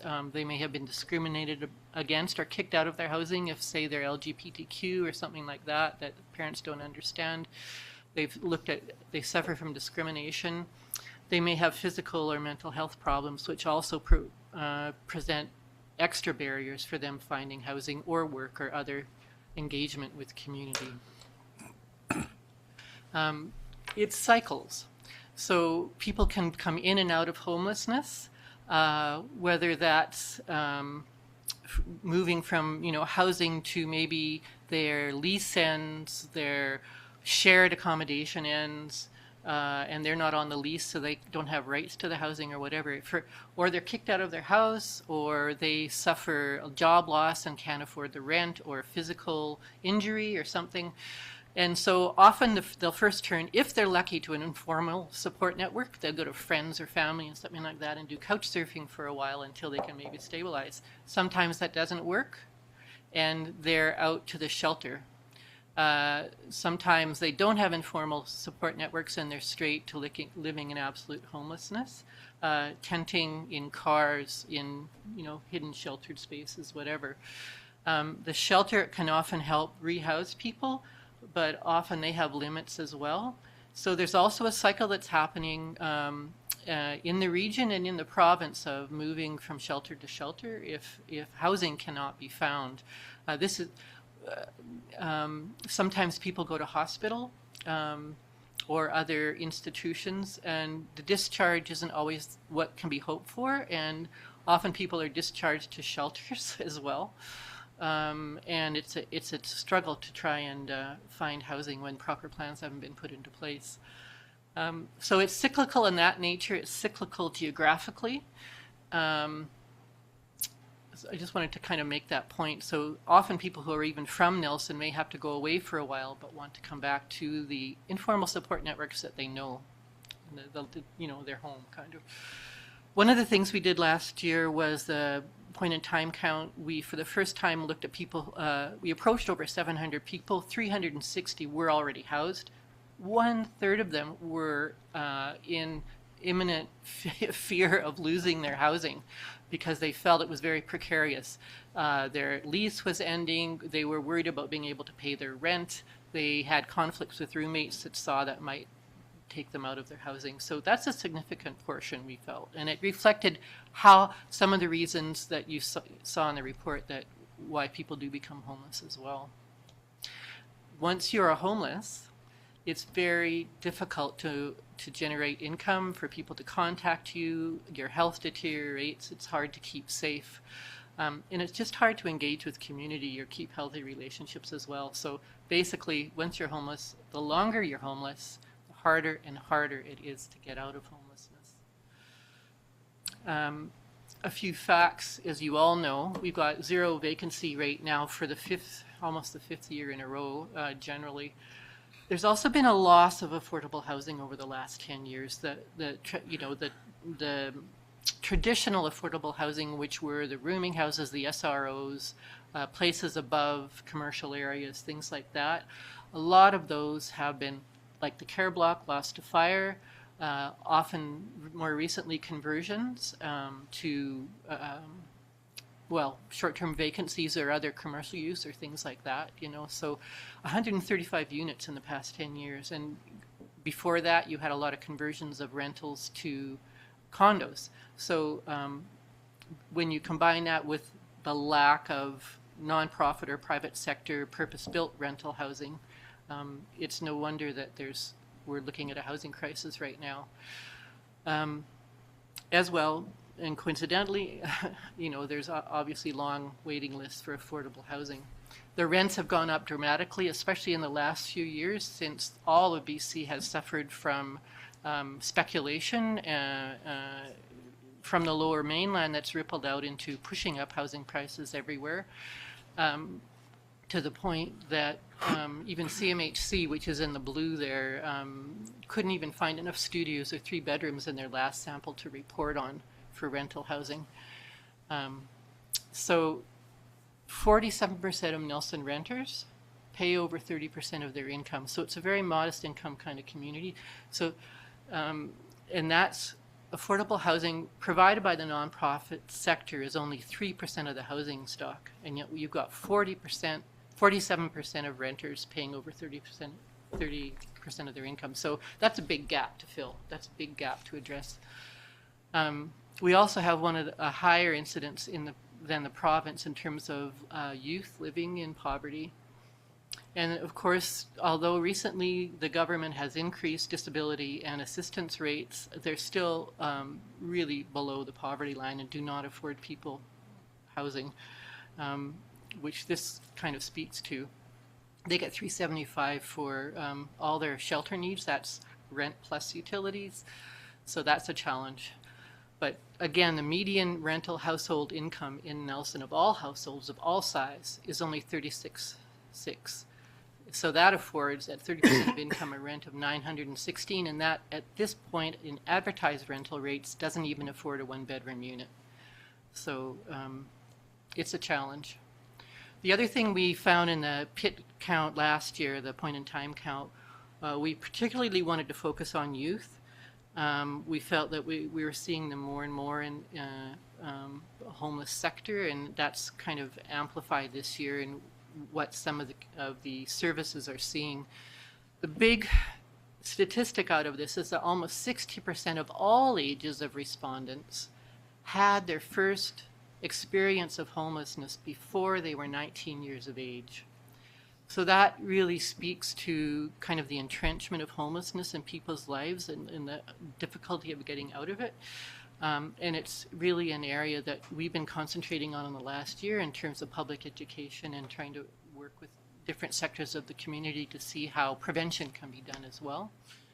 The Nelson Community Services helped organize kind of a planning session that looked at things like what can be done around mentorship, better supports for youth transitioning to adulthood, and kind of a range of supported housing options that are needed as well. As Phyllis mentioned, we're embarking on a new program with the federal government, and it's a time, well, let's see here. It's their new focus that we will be. It's really the same program that's gone through several transitions. It is, but it's got a new focus this time, and and kind of the learnings over the last number of years across Canada are seeing the benefit of what they call coordinated access and assessments and community service levels of coordination, so that there's not duplication, and that services are come to people in a more client-centered way that are wrapped around, and their needs are addressed more directly. And it's kind of exciting because those kind of learnings are branching out to a bunch of different ministries as well as community services. So it's an exciting venture to start looking at and planning, and we're really going to be going after a broad section of the community to involve them in the process of planning how best to do this. So that may, for the city, for example, look at what impacts and interactions are there with homeless people in terms of police, in terms of fire, in terms of the library services. There's a bunch of different sectors. Youth, like you have the youth center, and that's a big factor right now in this town as well. So we're hoping that the city can maybe become involved in some way in this process as well. So the landscape is changing, and as I said, we're seeing this in ministries too. The Office for the Representative for Youth and Children and Youth, for example, are doing a ministry by ministry assessment of how different provincial policies impact youth homelessness, for example. And so they're trying to break down those silos between ministries. And it's not just them. For example, we were approached by Ministry of Social Development and Poverty Reduction, and they're looking at trying to send out outreach workers now into the community to look at how can they more directly look at providing access to income assistance benefits and persons with disabilities benefits. So more and more different sectors are seeing the need to work together to try and address things and plan together. So we're asking you, how can we best work together with the city on an initiative to address community needs around homelessness and affordable housing issues?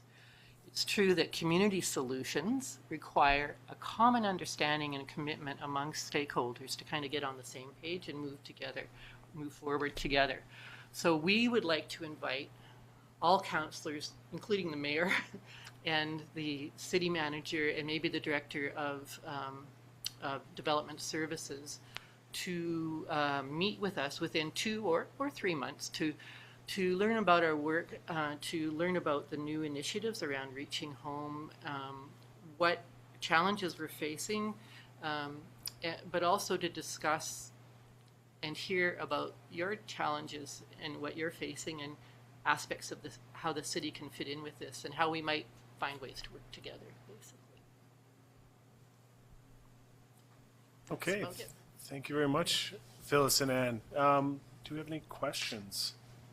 Yeah, sorry. Thank you. You had mentioned that the youth center plays a role in that. Can you just elaborate on that a little bit, please? That's our center, so I'd just like to know a little bit about that, if you have a moment. Well, I think they are seeing more homeless youth interacting with their services as well, and it's such an important service in town. For example, I think it's actually on the CPI list tonight. Their what is it? Eats. Easy Eats program is really, really important, and a lot of youth drop by to use that.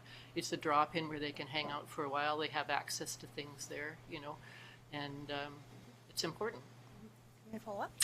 Supplemental? Yeah, then maybe it would be good for you guys to extend the invitation to the manager of that facility as well. We've been in, yeah, definitely. Okay. I mean, everybody's stretched too, but we're hoping to pull, part of the next year is the planning process. Mm-hmm. So we'll be doing a more formal invitations around getting together around the community cable through this process. Okay. Definitely. Awesome. INCO is open to all stakeholders, and the youth center from time to time depends on how much time they have and a staff available to participate, but they have often sat on the committee. Well, I'm also just thinking for that meeting, when the city all meets together, it would be good to have, I see. Okay. so we can also hear their input on that.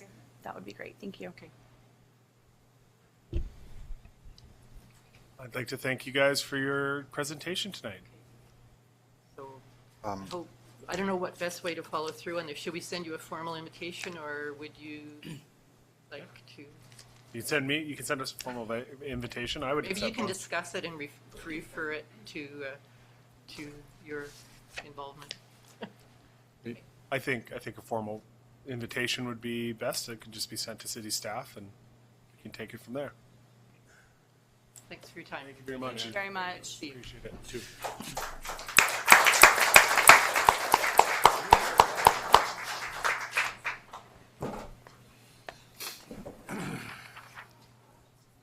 Okay, so next up we have the Nelson Curling Club. Lost my agenda. Welcome again, Gord.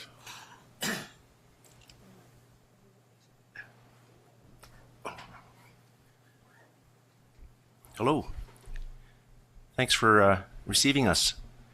My name's Gordon Weiss. I'm the president of the Nelson Curling Club.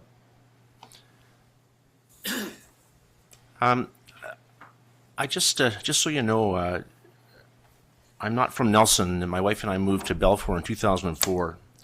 We curled in Richmond, so when we got here, we immediately joined the curling club and started curling here. And I got on the board around 2013 and became president around 2014. And I've learned a lot about how things work with our governments, and yeah, it's been quite a learning experience.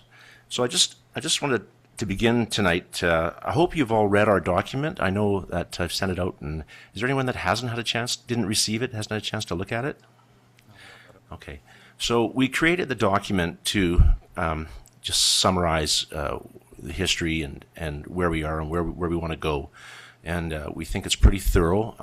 I can ask questions after if you have any questions regarding the document. But the first thing I wanted to bring forward was what our needs are. So we need some money because we have a crisis.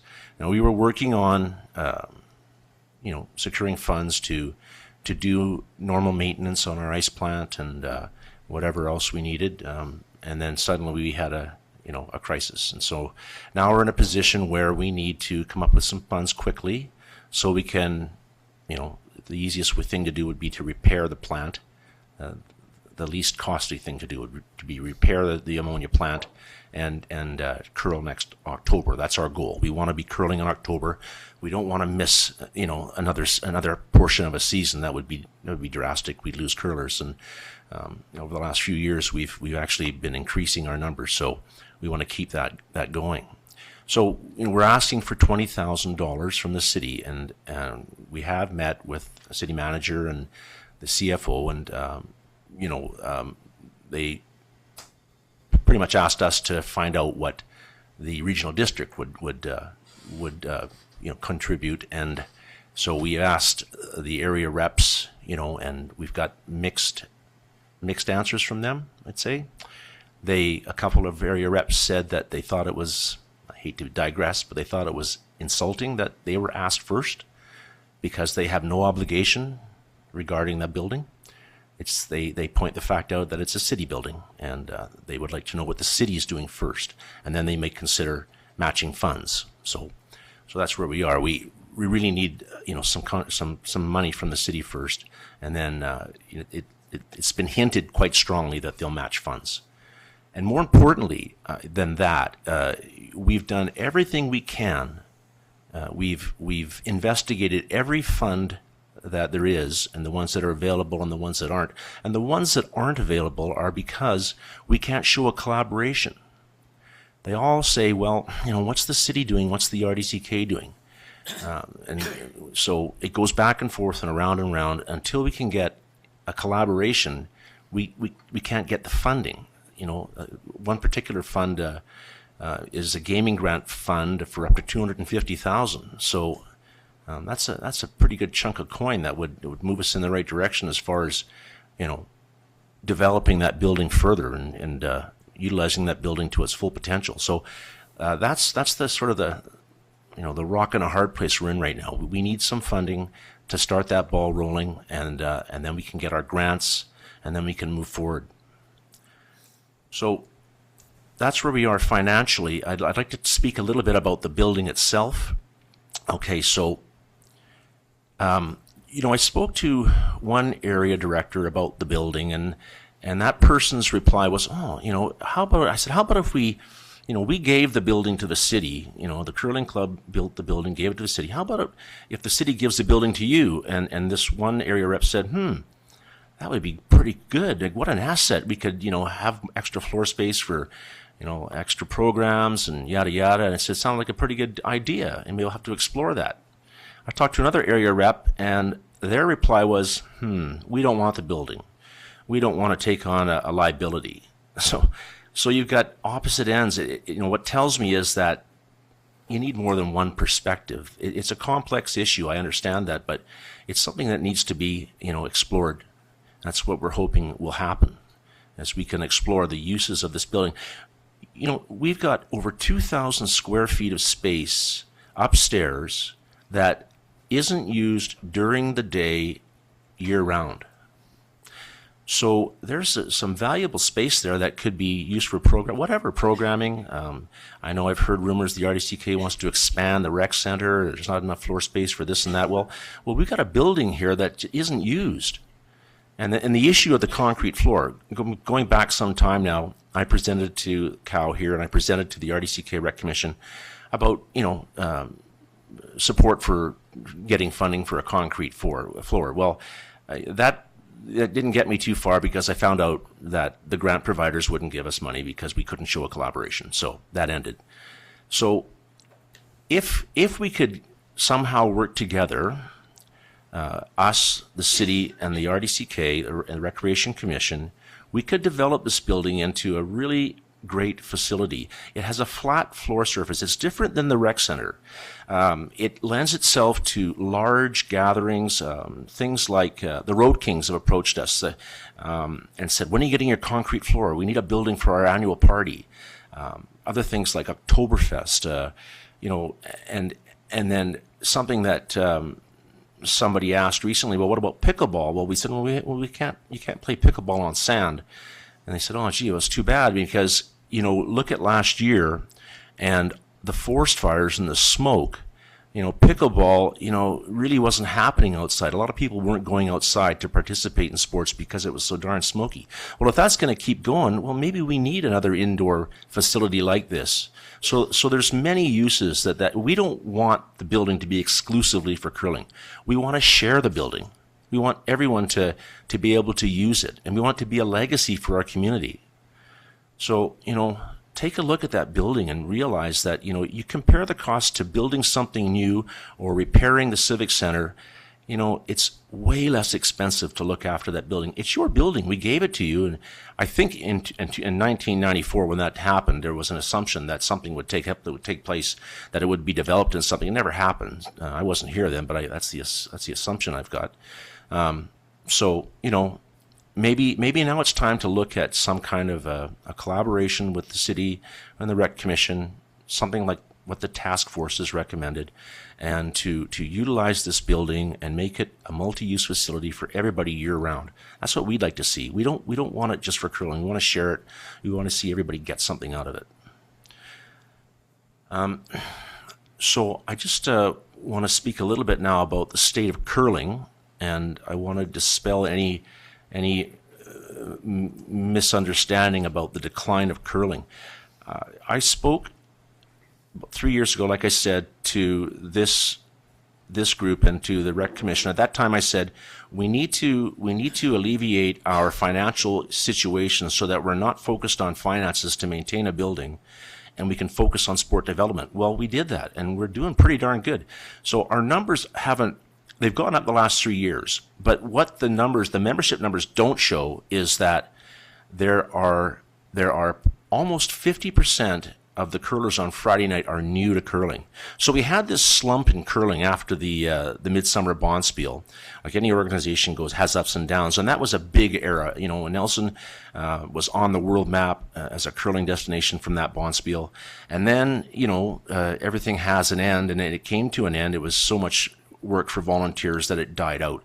I'm not saying it can't come back, but you know, in order for it to come back, we need to have some help. We need to have some help so that we can work on that and work on other you know, development ideas for developing curling and building the sport. So what we've got going now is we have, and this is the numbers that I've tried to note here about the non-decline of curling are numbers that I've got from Curl BC. So league numbers are pretty much holding their own. They're not really going up. But the numbers that are going up in curling across the province and across the country are drop-ins. So it's kind of a re sort of build of what curling is to the community. So a lot of people want to just come out and try curling, you know, maybe a couple times and see if they like the game. So we've got Monday night drop-in now that we've combined with a doubles league, and that's really taken off. So 3 years ago, I walked into the curling club on Monday night. The lights were out. Nobody was there. 2 years ago, maybe about 5 or 6 people. Last year, you know, there was over 20 people. So that was really exciting. It's starting to take off, you know, to see the building get used on Monday nights and all these new people show up and want to try the sport. So, and what happens is they come out and they try it a couple times, and you know, maybe it's not for them, but a good portion of them get on a league, and that's where they get into curling and get hooked on the game. So that's taken place, and you know, we're pretty excited, and we have plans for more development. We have you know, we have a good juniors league. We have coaches. We're getting the kids involved. We bring in a lot of kids every year. I think over the last 3 years, it's been over 4,000 kids that have come through the curling club, and so we've got a good connection with the schools. It could be better. I mean, the curling ice is in, we pay for it, it sits there, and it doesn't get used. It's a pity that we can't figure out how, you know, to get past the liability issue or whatever it is between us and the city and the school board, and let the kids come and curl. I mean, somehow if we can figure that out, that would be great, because I think we're kind of dropping the ball there as a community and a society. I think we can do a lot better. The ice is there. The kids want something to do. I mean, your community futures, you know, I read that document, and it talks about bored youth, you know. Well, there's something that they can do after school. Just one thing. It's just a small piece. I just, for the interest of time, and potentially if some of the councillors have some questions. Sure. Maybe some final thoughts. I just wanted to one more thought about where we're going with a new brand for curling. So we've had a group there, a committee that worked really hard on a new bond spiel, a cash spiel. And that cash spiel is now showing us that it's bringing the best curlers in the region to Nelson. And the other things we want to do there, we want to have televised events. We want to bring a grand slam of curling here at Pinty's. We want to try and get the professionals here and put Nelson back on the curling map. That's what we want to do in the future. That's what we're looking at. So, you know, help us out, and you know, we can help you out. The businesses support us. And there's no question, if you read the document there, you see how many businesses support curling, and we support them. Okay, so economically, socially, I think you have to consider that you don't want to lose curling in the city. So if you have any questions, I'd be happy to try and answer them. Do we have any questions from the councillor? Councillor Anderson? I do. So you guys brought us information at the CIP grants, which happened last week.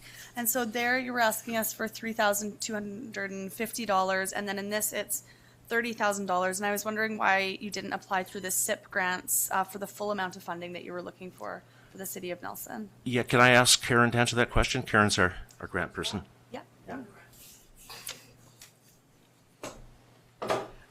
Because we are a nonprofit, we can only apply up to $4,999 for CIP. That's my understanding.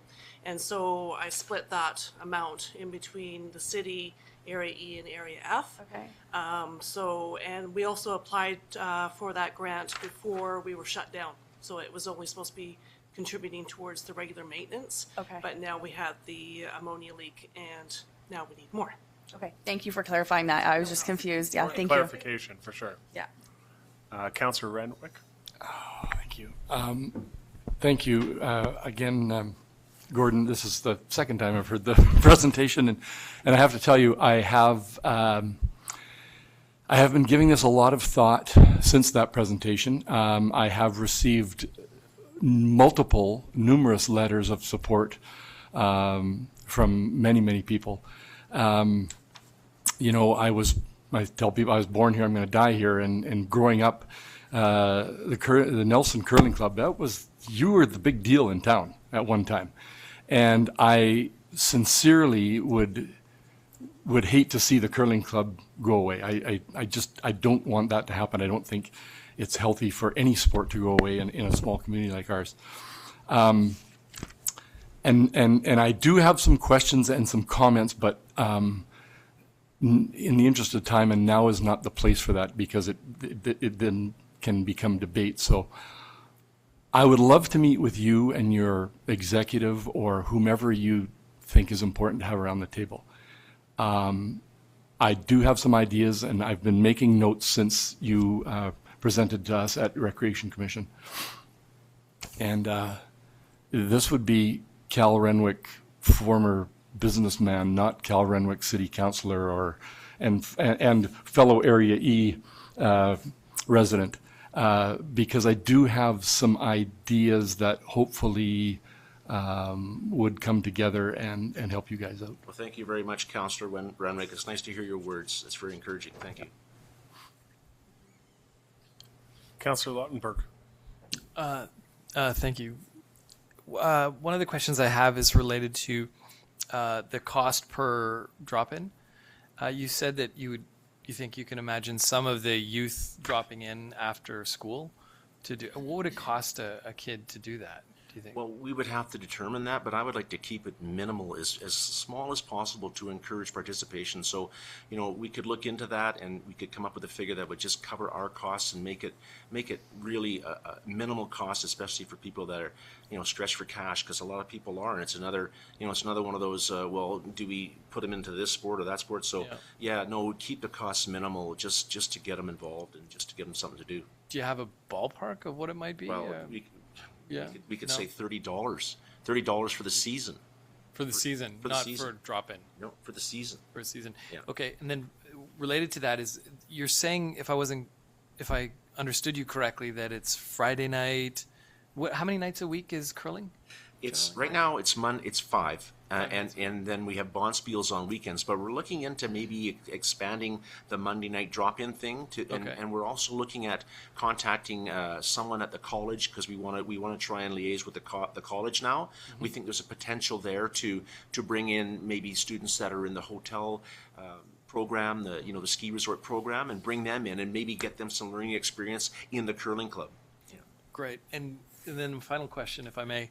Do you have a sense of the breakdown of your membership in terms of where they live? Like, is it a very Nelson-centered group, or is it across? It's roughly 40% from E and H, so kind of evenly split between E and H, and another 4 or 5% from E and F, the two big, and then G and H are smaller numbers. They're just 5%, and then the rest from Nelson.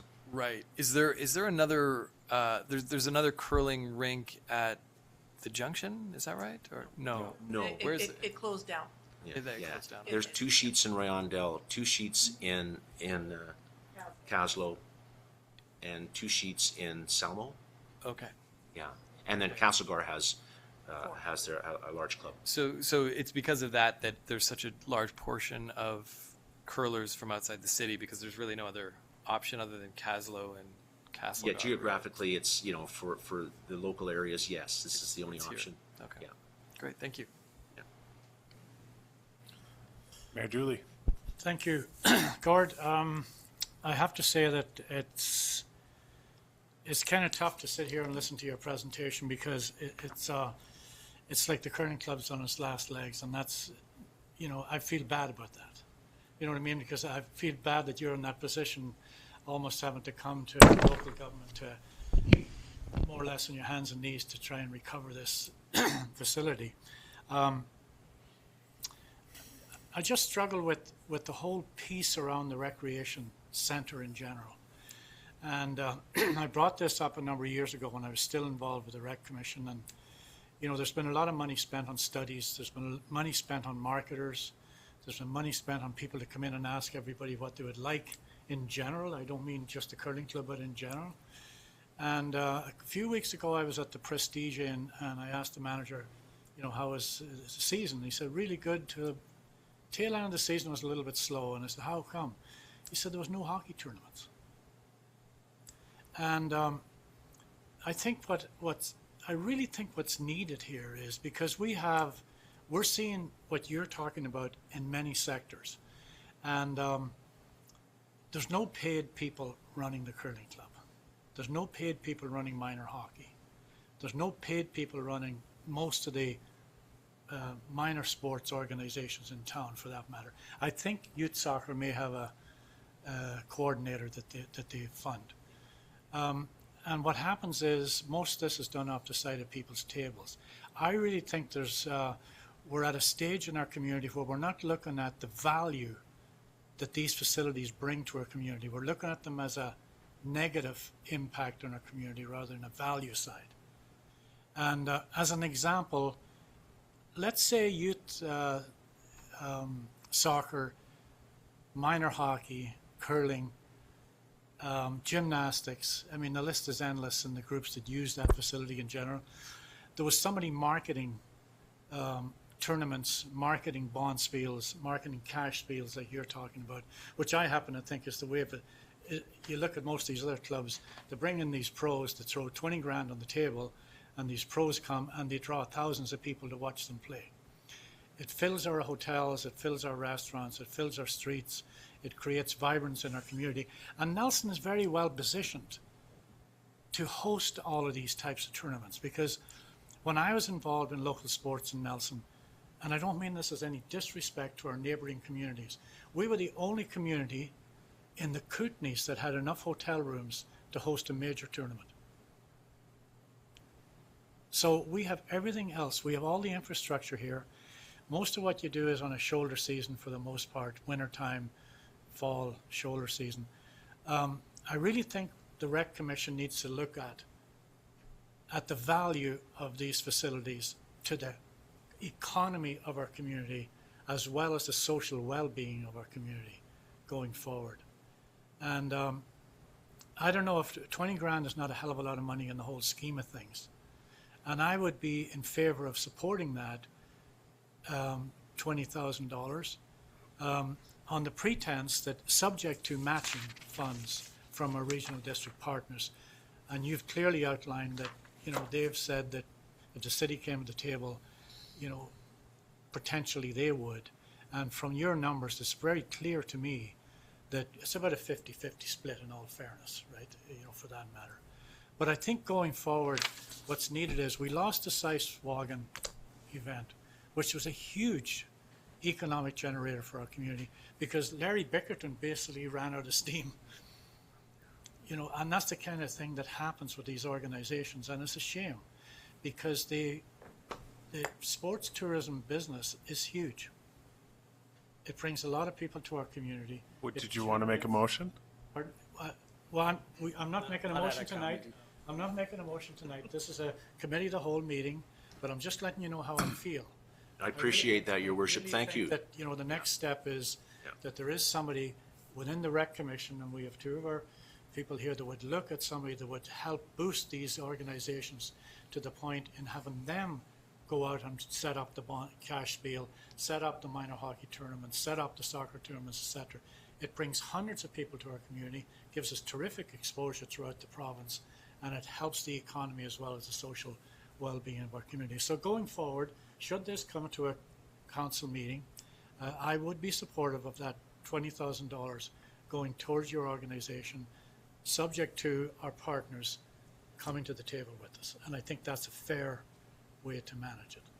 Well, thank you, Your Worship. That's a great start. You know, what you've talked about there, we have talked about as well. So, you know, if we were able to put in a concrete floor, we could hire a person that would have a year-round job and do just that, and bring events to Nelson. And that's what that person would do, and they would support the club and support the community by doing so. Thank you. Okay, Councillor Lautenberg. Thank you, through the chair. So you were saying that there is a number of other uses for the facility during the summer months, during the day, for example. A few questions related to that. The first is, when the ice is on, you know, when it's, however you call it, it's in. The rink is in, the ice is in. Thank you. What else can happen during the day, for example? Well, there is over 1,000 square feet on the lower level. That's only used 2 or 3 days during the week with our retirees. Mm-hmm. So it's open most of the time. And like I said, the upstairs is open all the time. Yeah. On the ice itself, it's just for curling for 6 months. But then the other 6 months, it's a sand floor. So that's where we need the concrete floor that we could use it year round. So. Yeah. So there's nothing else that can happen during the day? Like you can't cover it somehow, or no? There's no place to store it. I mean, you know, there is a surface, I think, somewhere. Maybe it's gone now, but there was some kind of a floor that you could put in a temporary floor and take it out. There's no place to store it, and then you have to have people that will do that. So you have to have paid staff to install a store and the floor and take it out. So I guess what I had in mind was when I think about the hockey rink. Yeah. You know, you would have, you know, free skate, you would have figure skating, you'd have speed skating. Is that not usually done in curling, that you would have a type of... You'd wreck the ice for curling. You couldn't do that. Okay. Okay, then in the summertime, you were saying that there were a number of other uses with a concrete floor. Would this be a flat concrete floor, no barriers or structures? Yeah, correct. A flat concrete floor. It could be like a big Hofbrauhaus, like an expo in '86. Right. And that was the number one venue in the expo site. It was great because there was bands and food and beverage, and you know, like things like Road Kings and Oktoberfest. They bring people to the city. So large parties, really. You know, music festivals and that sort of thing. That would be a perfect venue for that. You could pop some holes in the side, have a beer garden, and you know, there you go. So when does the curling season start? That's October. October to it ends at the end of mid-October to sort of 3/4 through March. So Oktoberfest would just sort of be at this. You'd have to have it at the start of October. The start of October. Yeah, a couple weeks there. Yeah. Okay, and then what I would recommend, so my advice, if you're interested in it, would be bring some of those groups together. Like, would there not be community groups that would be ready to commit to something, or to partner with you on, like, yeah, I mean, you're sharing with some ideas and they sound great, but is there not some group that's willing to partner at some point? What we're asking is for the Recreation Commission to take over the building and do that, and so so that's what we'd like to see happen. We would prefer that the city would partner with the Recreation Commission and take over the management of the building and the operation of the ice plant. But for now, we just need money so we can curl in October. That's the first step. You know, beyond that, you know, there's a million possibilities. So I see. So what I'm understanding then is you get the money, you start curling again in October, and then the second part of it is that the RDCK or the Rec Commission has to take the building over to really pursue these other opportunities. You're just sharing those as ideas. In order to qualify for larger funding, we need that collaboration. Got it. Yeah. Okay, thanks. I think I understand. Councillor Woodward. I may be speaking naively, but are there national curling organizations that would help a local group like yours, or are there corporate groups that might be interested in funding you? Not that I'm aware of. Again, it's the collaboration. It's everybody who has said that they would possibly help out. They need the collaboration. They need to, because the city owns the building, and so until they know who's going to be running the building year round, they will not commit anything. The National Curling Association, they will help us in grant applications, but as Gord has mentioned, until we know exactly the status of the building, who's going to run the building, we're stymied in a lot of them. Thank you very much. Okay. Not seeing any more questions. I thank you again for your presentation. There's a lot of support in the community for this. As Thank you very much. Councillor Rennick Thanks, spoke Gordon. to. Thank you. Thank you.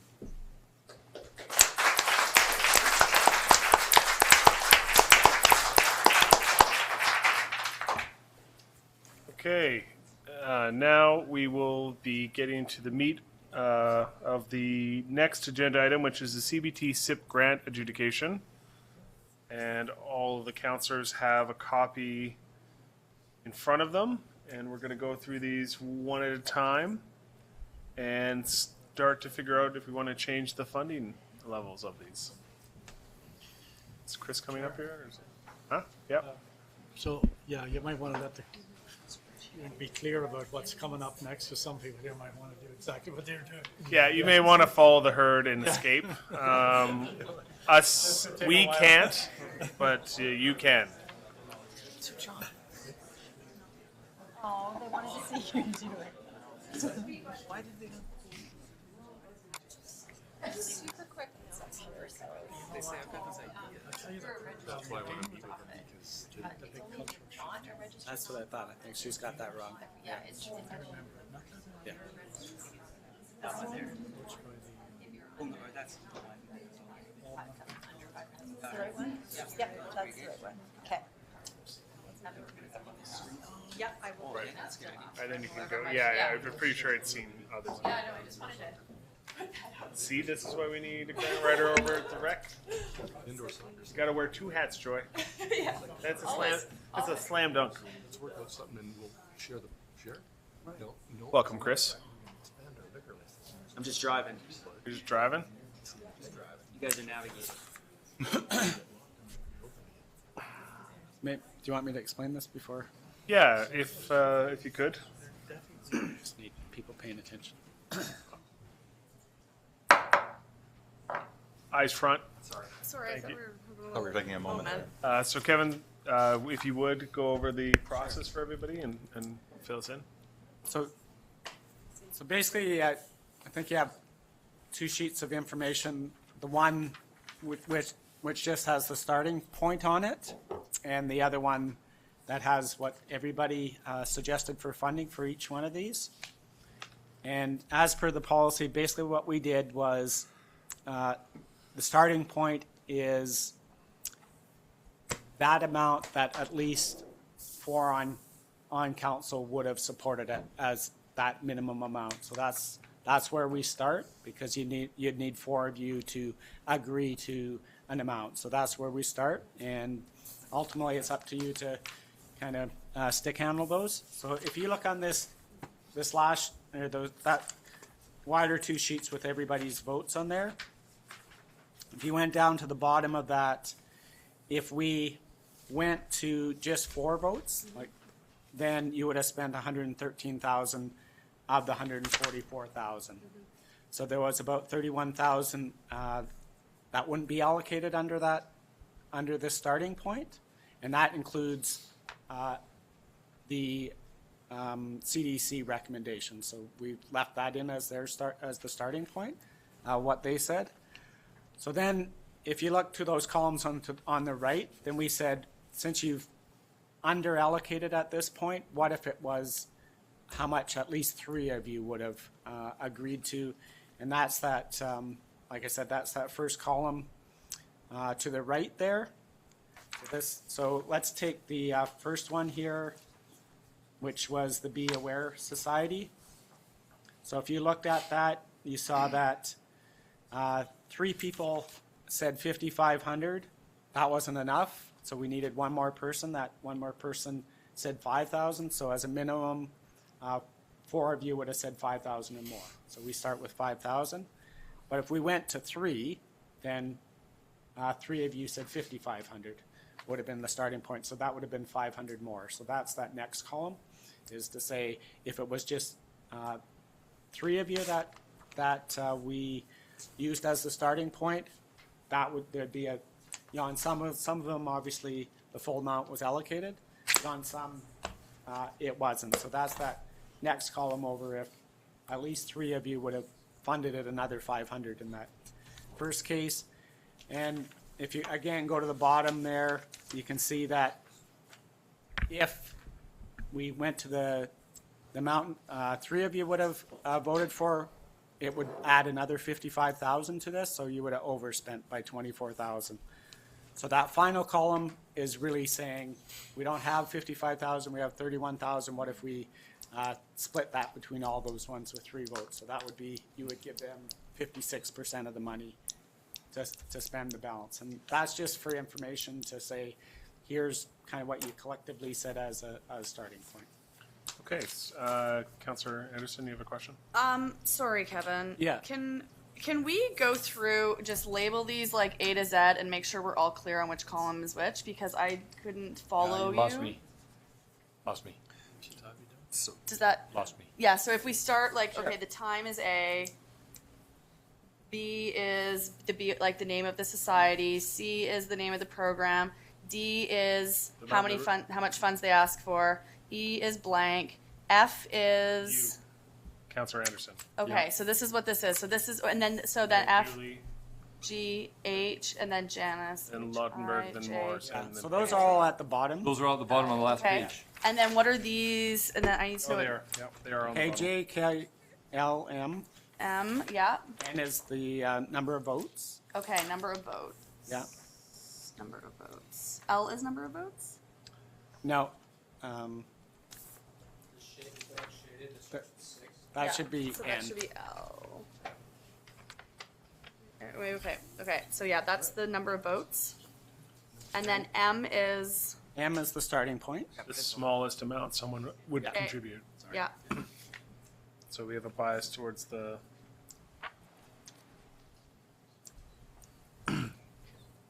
And then the first empty column without shading is the amount. If 3 people voted, so that's noted at the bottom, but. Yep. Okay.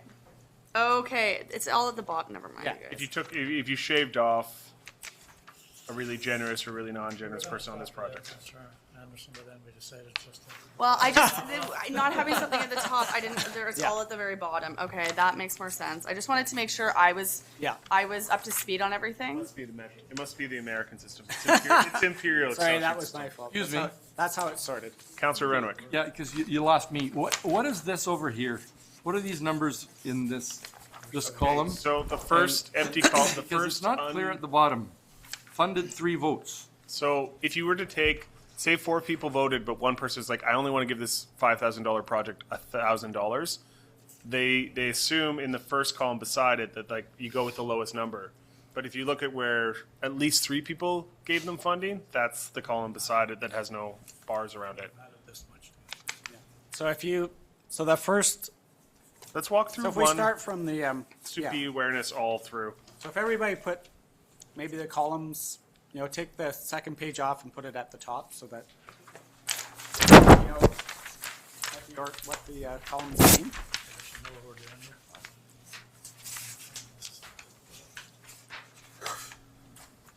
So if we were We'll to never put these at the bottom again. That was No, we just wanted confused to make people. sure I was really clear with what we So were. has everybody done that? Taken the bottom of page 2 and put it on the top of page 1?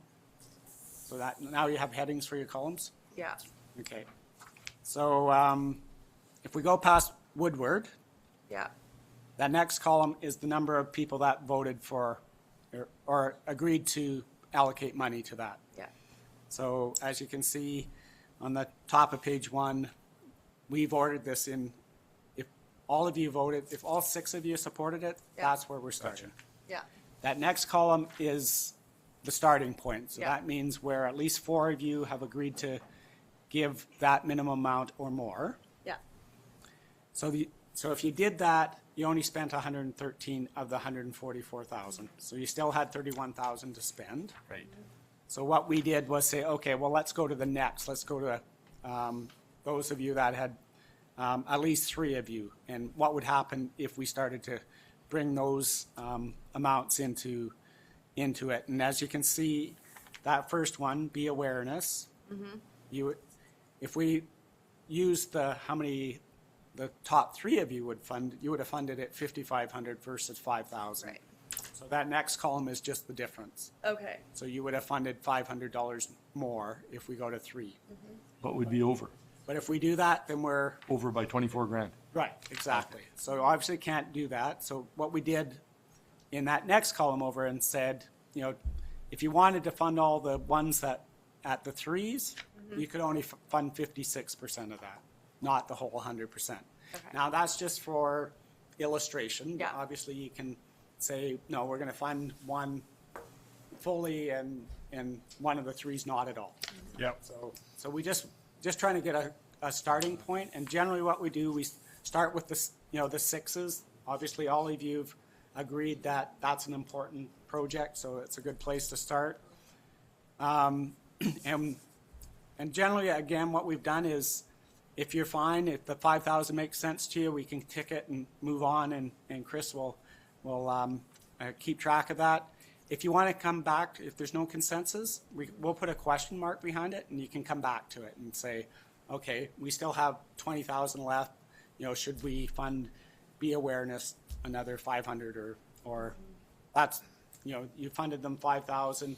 They asked for 5,500. You could say, you come back and say, yeah, we still have some more money. Let's fully fund that one. So the number to keep an eye on is the red 31,684 up there that Chris is driving, and when it hits 0, you run out of money. Can't actually even read that. I can write it. Spreadsheet that is on the television. Yeah. Just call out the number as you. Oh, you might want to put it into the microphone so that people, if they're listening at home, can hear. Sorry. Yeah, on that, yeah, so the arts recommendations were treated as though there were 6 votes on that spreadsheet. Right. Okay. Whereas on the one that we distributed, they are often marked as only 2, because only 2 councillors voted on those. And so that, I think, is a little confusing if you're looking at the 2. So I just wanted to point that out. And so for me, I didn't vote for any of the arts ones because I assumed that the CDC was providing us that information. So 2 councillors decided to just go ahead and do it anyways, which is fine. We ultimately just adopted what the arts jury was recommending on that spreadsheet. okay, thanks for clarifying that.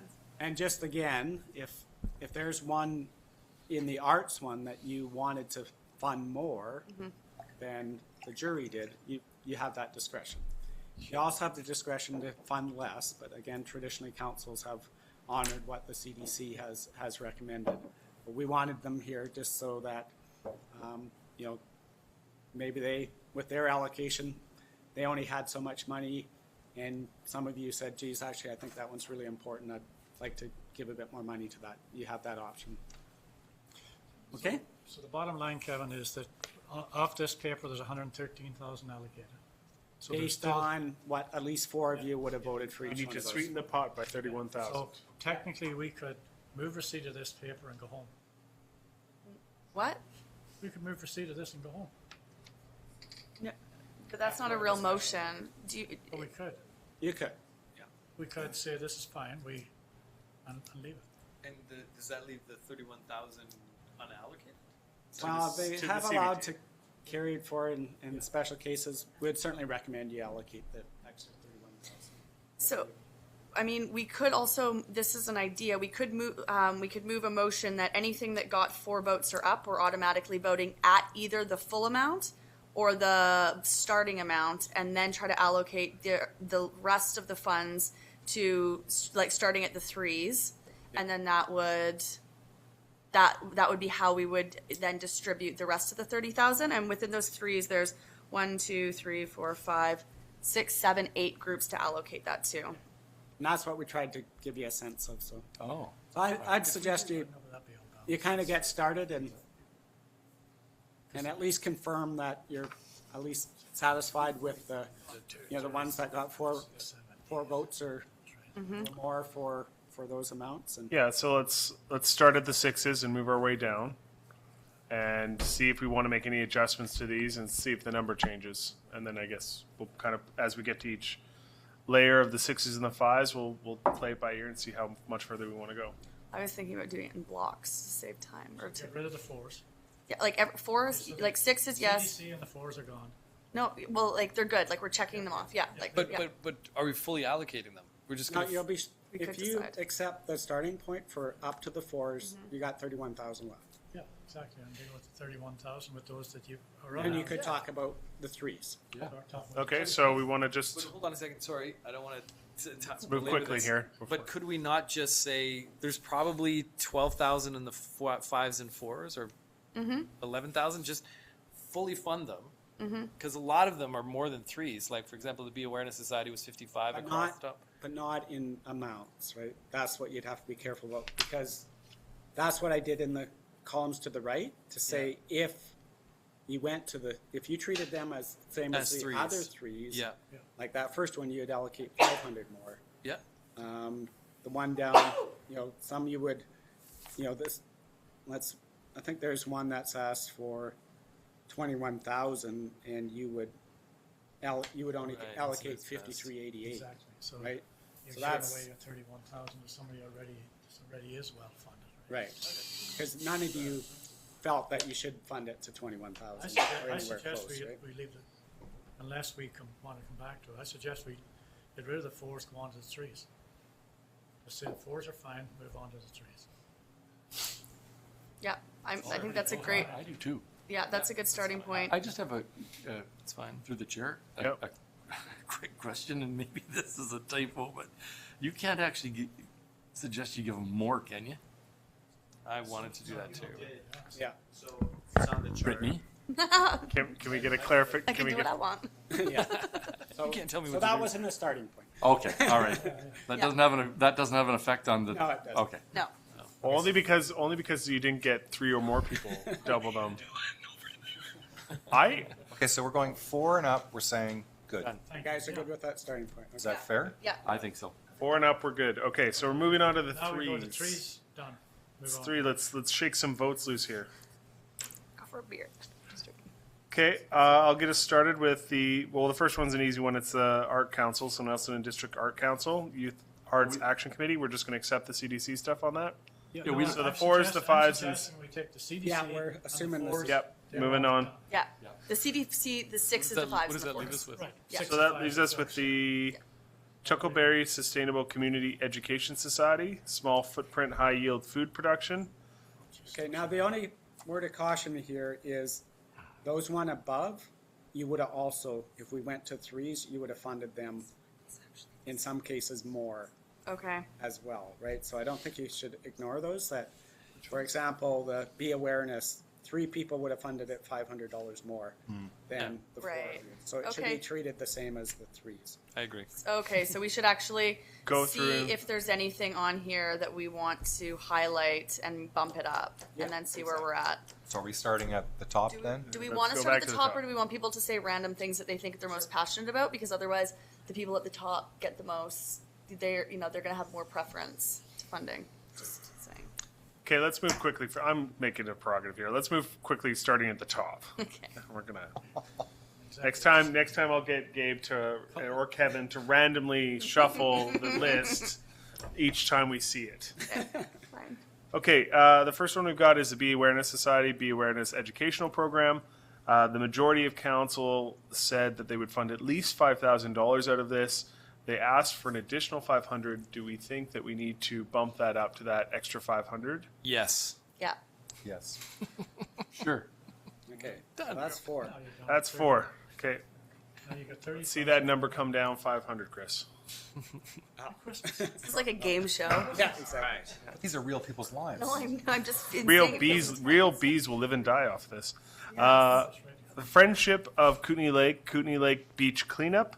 They got what they They asked. got what they asked. They got what they asked. It's all the way down Boom, to boom, boom, boom. 0 there. 0 they got. Trout I do hatchery. think we should stop at Easy Eats, who was given perhaps double as much. Are we allowed No, to do that? no, time, we can't fool around. Like, let's go right to the next one, which is, You don't want to give kids double the money? Kootenai Trout Hatchery is the next one. Yeah, so Those are fully funded. Kootenai Trout Hatchery, Central Kootenai Outreach Program. Yes. Do we want to bump them up another 500? Sure. Yes. I see 2. I'm only speaking from the of course, obviously. Yes. We have 4 that want to do that? I'm happy with Trout that. Trout hatchery? There might be $500 better spent somewhere else. Okay. Well, You could put a question mark on that one then. We'll put a question mark. Okay, moving next one we have is the Nelson at Best Society, Building Healthy Community. They asked for $8,000 and we gave them $6,500 based on this formula. Do we want to bump them up another $1,500? Do you remember their presentation? Doesn't look like. I think we're pretty happy at that level. Okay. The next one we have is the Nelson Baseball Association Lions Park Baseball Diamond Fencing Project. They asked for $3,000. They asked for 4,600. 4,600, and we gave them 3,000 on our model. Do we want to bump that up an additional? I would. I suggest we give them what they were asking. I would too. Because, half the money is not enough for them. Yeah, they need to. You can't build half a fence. But build half a long fence. You can build half a fence. Half a fence. Okay, we've got 2 votes, 3 votes, that whole table, whole side. You can't build half a fence. Do you want to put a question mark? I'll put a question mark beside it. And then this is and that's an issue for more than just the baseball guys. It's the whole, all of the users. It's really Okay. We'll come back to those. We'll just sweep the list really quickly as a first pass. So Nelson Food Cupboard Society kitchen upgrade. They requested $3,600. Our formula gave them $35,000. So we really need to give it down extra $150,000. No, I think we're good. That's done? That's done. The Nelson Kayak and Canoe Club programming for youth. They had requested $2,000 and some change. Our formula gives them $1,800, leaving a gap of about $400 or $244. Nope. Well, I mean, yeah, okay. We've got a big chunk of it. Yeah, it's sure. Yeah, there was no infrastructure involved there. Right. It's basically, Kate, the Kalen Hospice Center Society, NavCare, Navigating Life and Aging with Chronic Illness. They asked for $5,000. Our formula gave them $3,500. Do we want to give them the other $1,400? I'd like to bump them up. I would too. How did that? There's 3 people that gave 5 and 1 that gave 35, and it says we're giving them 35. There's something wrong there. It goes to the lowest. You need 4 votes? Oh, okay. It's like Price is Right rules. 3,500, right? so if you have 4 votes, I say give it all to them. These guys have done Councillor so Woodward, would much. you like to? Yeah. Yeah. Number 28, Chris. 28. Next. Need to convince. Oh, you got. Next. That's 4. So, sorry. So this was the Kalen Hospice Society? Kalen Hospice Center, yeah, we're taking them up to the 5. 5,000? Okay. Okay, our next one, What's the red number? What's the red number at? it's 20. 29. It's not easy to see there. Bump that font up a little bit, Chris. The Nelson and District Hospice Society. The Nelson Day Hospice has asked for just $8,500. Our formula gave them $5,000. Do we want to bump it up to that extra? I'm trying to remember what that was that a regional thing? Was that the lady from From the Hospice Society. I can't remember. from Nelson? Yeah. Yeah, it was, That was the Nelson Hospice. Okay, all right. they've got 5,000 based on our model. Okay, 5,000? moving on. Yep, 5,000 it is. Nelson Cares Stepping Stone Kitchen. They asked for 4,700. Our model gave them 3,700. Do you want to give them the other 1,000? I'd vote for that. Yeah, me too. Okay, that's 2. Yeah. That's 3. Put a question mark. Come back to it. Nelson Nordic Ski Club Rescue Equipment Upgrade. Oh no, sorry, skipping that one. Skip that one. They got what they wanted. Okay, the Nelson Rowing Club, the Loomers Youth Rowing Program, including First Nations. They asked for 21,000. Our model gave them 5,000. Well, and if we went down to the next most common, it was 5,300. Yeah. Just a clarification. Joy has a clarification here that we're forgetting in our formula. No, I just wanted to make a quick note that, the CDC jury was limited to 25%. So there were quite a few of these, not all of them by any means, that had there been more funding available, they would have given more funding. So I'm just saying I wouldn't necessarily want those ones to be left out. Of the reevaluate, okay. Because, That's fair. Okay.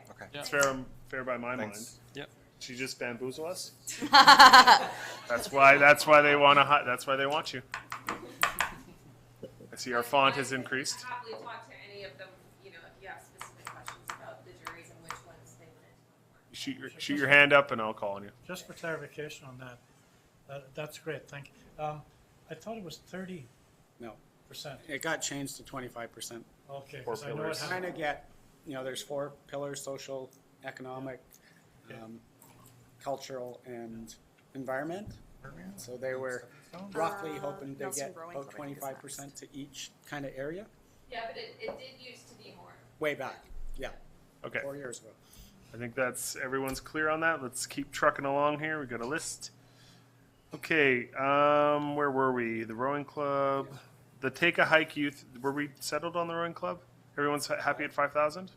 Yep. Okay, Take a Hike Youth at Risk Foundation, West Kootenai Take a Hike program. They requested 1,000. Our model gave them 500, but with one less vote, it gave them 1,000. Do we want to quibble over that one? They can have 1,000. That was they take the kids, the at-risk.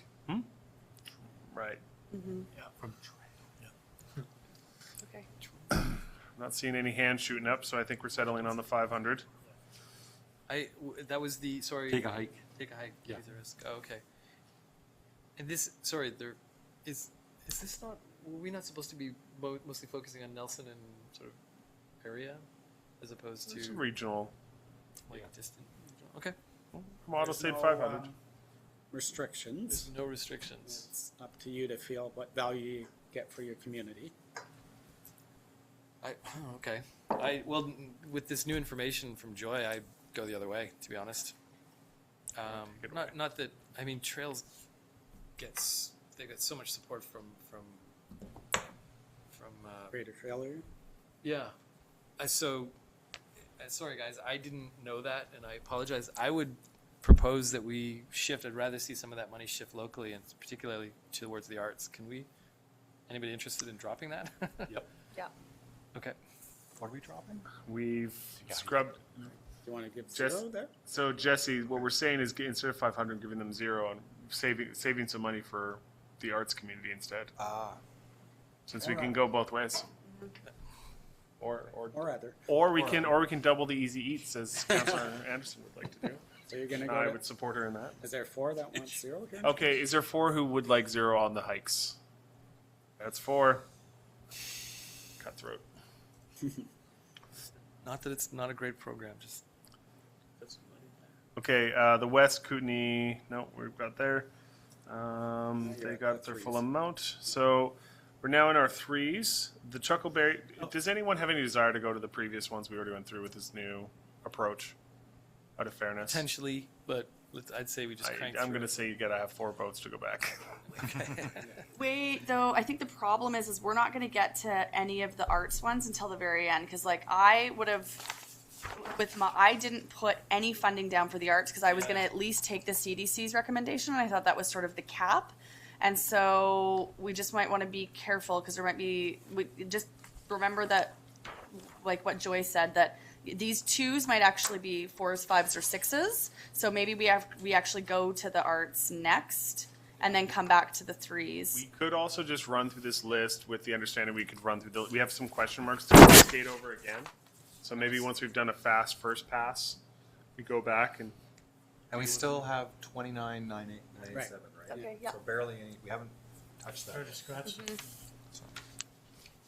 So I think we'll just proceed along this path for the moment in the 3s. So the next one we have is the Chuckleberry Sustainable No, Community. the Nelson and District Arts Council mural. They got all their funding. Oh, It's okay. I thought fully there was funded. only 3 votes for that. Still- Again, we just did still that for fully- information for the arts ones because we knew not Arts all of people you funded actually. Oh, I gotcha. Okay. The arts people funded it. Yeah. So Chuckleberry Sustainable Community Education, small footprint, high yield farm. Our model gave them 0. Do we want to bump that up? So 2,300 would be Boys. the 3 of you. Sorry. Sorry, Mr. Chair. Okay, so moving on to the Cycling Society of Nelson. Cycling Without Age storage shed for the tricycle. Our model gave them 0. I thought we talked about that. What? We're going to try them, find them a We location? thought we may actually have a location for that. And I talked. They were I at. ran into him today, and Yeah. Colin Ennis is going to look at that. Yeah. We can't guarantee we have a location for Right. it. Because he said they would prefer not to have to build something. They Yeah. want an asset. So, So yeah. we want to support them, just not with this Yeah, grant. yeah. Totally. I'm telling you, if we don't have a location, They need this. then they don't have any funding. So what's happened in the past is if that money doesn't get spent, it does come back to you. So again, you might want to put a question mark and decide whether Subject you want to, to. you want to kind of just in case.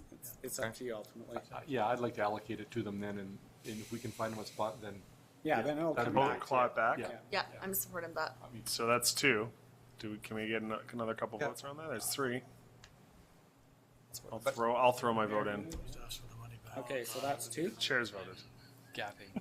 Sorry. Okay, that's 4. We've got 4 between Rick, Jesse, and myself. That's 2,000. That's 2,000. Yep. Okay, the next one is the Parent Advisory Council, salmon tanks at Hume School. Salmonoid. I just wanted there to be salmon. They're going to get the funding, but they're going to get salamanders. Salmon. So we didn't fund that. Do we want to revisit that? Any extra votes for that? I think, man, anything that can get kids connected to the natural world. And my daughter at Redfish, the salmonoid tank there, which was a really good learning experience for her. She still connects to it and remembers it. Anything that returns our connection to the ecosystem, I think is great. So it's $900. You need one more vote. Yep. So I'm going to vote for that. That's a vote. We've already voted for That's that. a vote. Brittany, Well, we're not reviewing that part in public. Done. So that's 3. I vote for it. Okay, that's a change of vote. So that was 900 there? Yeah, it's 900. Pile's not disappearing very fast. Okay, Kootenai Kids Society, the Kootenai Kids Society Family Kitchen. This is the fixing the floor in the old OSAC house. We didn't attain the 3 votes for it. Does anybody want to change their vote on getting a new floor for the Kids Society? I was going to pay for it, right? That's his own pocket. I think Cal's going to go install it. Cal, this is so kind of you. I mean, sorry, Councillor Renwick. No vote change? No vote change. Okay. The Nelson Curling Club, ammonia plant upgrade, extra 3,500. We had 3 votes. Does anybody want to support and bring a 4th vote to the table for the curling rink? Did you vote before? You voted before. They want there. Any other votes? Just, that gets them what they want, 3,200. Maybe a question mark. Let's see how far we go through the whole thing and see if it might just be the funding there when we're done. Is that a question mark? Well, hold on a second. Question mark. But just Who's but- voting yes? No, This- just a second. Okay. If you already have 3 votes, and I Yeah. vote, that's the 4th, so it's done. Well, I think you're written down here as You already- you one of the already votes. did- you were already one of them. You, me, and Keith voted for that. So it's a question mark. Can I just as a clarification to staff, are we able to change the amount above what they asked? I don't think so. I don't think that's, No, that wouldn't be fair to anybody else. Yeah. Really. That's what they were Great face. Oh, snap. Just saying, we might run through this list and there might be 20 grand left. we're coming back to that one. That's why we have question marks. So what are we doing with Do we want to change a vote to give the curling rink the $3,200 they asked for? We need one more vote out of the 3 of us that already. Okay, question mark, moving on. The Nelson Tennis Club, Facility Center and Children's Playground asked for $45,000 and our model gave them $0. Would anyone like to change their vote? There were some votes there for that. They did a heck of a lot without asking us for any money before. A heck of a lot, yeah. They did a ton of, and went to the businesses beautiful. and, The and track record is then amazing. a lot of volunteer work, and yeah, it's an amazing facility, and $5,000. It's pretty. It's not $5 grand, it's 45 grand. I know, but for $5,000, you get them up to that. You could give them a lesser amount, at least show support. I'm. How much we got? Can somebody give me a quick 20-second summary of what they're asking for? They're asking for they clubhouse built and bathrooms. Yeah. They built the tennis courts are there. This is second phase 2. So they do the bathrooms. Bathrooms. It's kind of. It seems to me that's kind of necessary to run a proper facility. Just little One something. built clubhouse, bathrooms, and coaching quarters. The project itself, what was it, 200 grand? It's a great low entry sport. I remember as a kid playing tennis, I was able to afford Pickleball. Yeah, look what happened. Basketball up there. I don't, and I don't play it Why now. don't we put a so- question but mark? I still appreciate it. Can we question mark this one? So we'd like an answer now. Then no. Well, question mark, moving on. We're gonna do a fast pass through this. I think we gotta have a couple of question marks we're gonna end up debating, so. I think Question that's mark that one? Question mark that one for now. Rise Above Pain Society, Chronic Pain Learning Series. Our formula gave them 0. Does anyone want to change their vote? Okay, I thought this was a really important one. the chronic pain one. Me too. Me too. What need one of the others. What was just helping people manage chronic pain? Yeah. I'm starting to get a chronic pain around this table, you guys. It's not over yet. I'll change my vote on that one. Okay, that's 4 now, so that's fully funded. Okay, now on the some of this chunk of the CDC stuff here. Still lots of money left in the pot for the arts. Yeah, and if you want to refer to the sheet I did from the jury, there is a section called partial funding, where these are the ones, there's 7 applications in all that were recommended for further funding, should that be available. Which sheet is that? Yeah. I don't have that. None of us have We don't have that. Isn't it here? Arts jury recommendation? Well, I can just go through it with you on the list anyway. Yeah, like when they, can you just pipe up when we get to them? Yeah. So the first one we have, sorry? I didn't say anything. First one we have is the Black Forest Cake Productions Chess the Musical for $4,500. They got the full amount. Yeah. Who did not get the full amount? Blue Full Knight amount. was the next one. That was partly funded. Yeah, sorry. Blue Knight was partially funded, Yeah, and that was recommended. recommended for full funding. Blue Knight. Yeah, but they're short about $1,000. I would vote for the Blue Knight. It's great. Brian, yeah, He Yeah. delivers. fully funded. Yeah, I would definitely vote for 2,500? that one. Yeah, 2,500. Kootenai Literary Society, Elephant Mountain. We'll wait for report from Joy. 45. Or There- is this the Health Arts Society? Well, That was, they we'll were- go back down through them. Oh, you mean on the youth mural committee? No, it was the Health Arts Society Concerts and Care. So they asked for 3,250, and we have 2,500 down. Yeah, they're a little further down. Yeah. I've got them as Selkirk Pro they're here. Musica. The 2 sheets are. No, that's number 3. Number 3 we're looking at right now. Oh, the sheets are different. What I'm working off is different than what he's got. That's why I'm confused. So So the next one is Kootenai Literary Society. the Elephant Mountain Literary. They requested 8,000. We gave them 4,500. The jury did. Yeah. Recommended for. Okay. Does anybody want to change their vote on the Literary Society Festival? So Joy, you're saying that one wasn't recommended for more? It was. Was Oh, it was. Okay. was recommended for full funding. I mean, anything that promotes literacy, I think that's something that's really important. I don't know. I would. Well, again, Well, much I depends apologize. on I missed the session. It's not literacy though, isn't it? The literary arts. But that's. It's like a festival where you read in the park. and stuff. I asked for the full funding. Actually. Yeah, me too. I'd have given it to him. You did too. I would have. Yeah. Okay, so that's 3. I'm throwing 4. Cool. That's another 3,500. Yeah. How much you get thrown in there? What was the number, Keith? Full 3,000. funding? full To bring it funding. up to full funding is $3,500. Mm-hmm. Okay, the Massive Music Festival. Did we just do that then? We added Yeah, we did. We moved it up 3,500. There's the curling rink number. No. Yeah. Sorry, Joy, can I ask a question with the Elephant Mountain? I see your arts jury recommendation here. You said 45 on here. Are you- Yes. Because they self-restrained. Yeah, we did say that because we didn't have any more funding. Oh, We you're, do have okay, more funding. okay. Well, you would have. Okay, thank you. So they Thanks for only that clarification. So, guys, just to keep us trucking along, we're on the Massive Music Festival. Joy, was that recommended for? That was recommended. It's about short $1,000. Joy, are all of them recommended for full funding? No, they're not. There's only 7. Just that are checking, recommended. just checking. I know, that's what I was The wondering. other ones are. Can we put a question mark beside that one and Yeah. come back to it? Can we take?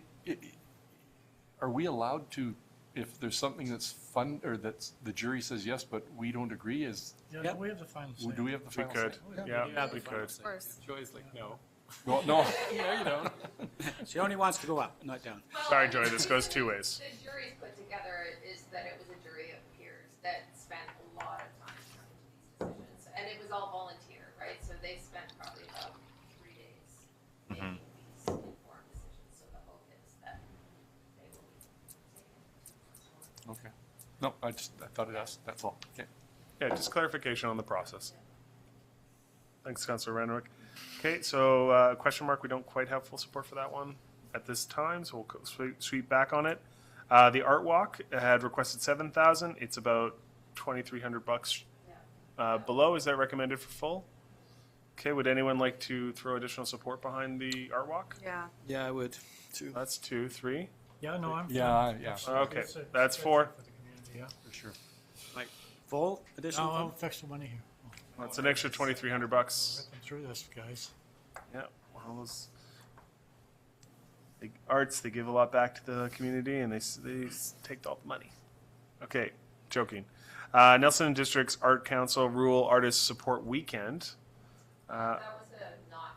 No, Not recommended. didn't Okay. recommend anything for that. The Kootenai News, read all about it. Digitization of all those old papers. Oh, yeah. Yeah, that was, for sure. Yeah. Yeah, I saw that too. That's gone, that's done. Yeah, it's already full. Full We already got the full amount. That's Oh, good. I thought. Never mind. three. Moving on. Do they? They've got the full 3,000. amount? Not recommend. Not recommend. Oh, I beg your pardon. Oh, no, they're Two at- votes, two votes. Oh, Yeah, they but asked it's for because 50. I didn't vote for any of them. No, me also neither. because Yeah, no, I would you did the vote- same system, Yeah, John. same as you. Yeah. No, I think I saw that they'd requested 15,000 in total, but I it was would- 3 Sorry, from us. can I ask, Joy, how many jurors were there? You know, Here's 5. okay, Yeah, and they're each represent a genre, like literary, performance, visual arts. gotcha. So to be clear, we're fully funding that, right? Yep, it is. No, I read it wrong. I got the wrong number from below. Is it? It's sorry. Concerts and care, is that the one you're talking about? So we're on to the Health Arts Society Concert and Cares, and they're short about $7,500. Oh. No. 750. 750 just. 750. Yeah, and that was recommended. But wait a minute, we missed something here. They didn't recommend any of these for Oh. funding. Yeah, those ones aren't recommended. Okay. Is there something on that list that you? Nope. Fine, thank you. Okay. So health arts, we're down near the bottom now. Concerts and care, music for our senior population. Joy, what is that again? It is recommended. This is when professional musicians go into the seniors' homes and perform for them. Yeah, and it's a series. I think they do about 30 concerts in the various senior homes, and they do Yeah, actually travel bus around the seniors in. That sounds pretty good. Right. It's Yeah. a very valuable program. It's been going for Forward to it. years and years. Yeah. And Roger. these are people Roger that don't for have visiting. access to any art otherwise. So Yeah. That's fully great. fund it. Yeah. So that's 2, 3. Yep. Yeah, I'm Me in. too. John, are you in? I'll be there. You'll be there. Will you be singing or will you be listening? But he can pay. He can pay. You make sure you got a can going around.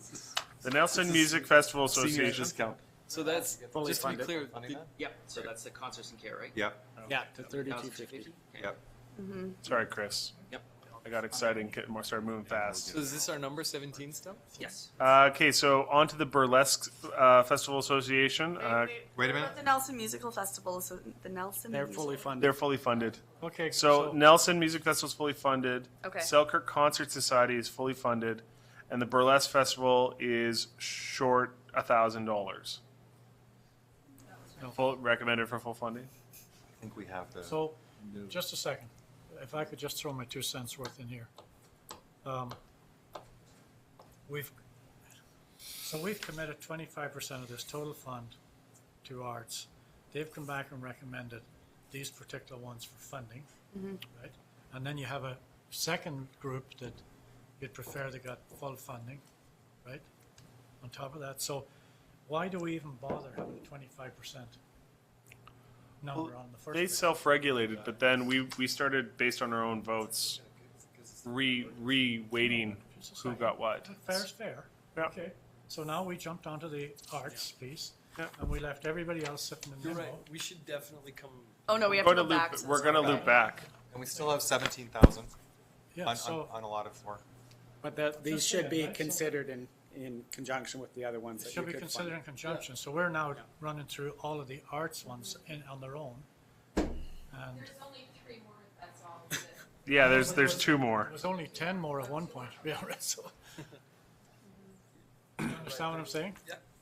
So if, let me just be clear. But we My- also skipped a ton that they had No, just but let me- not. No, but just a second. Let me be clear in my mind here.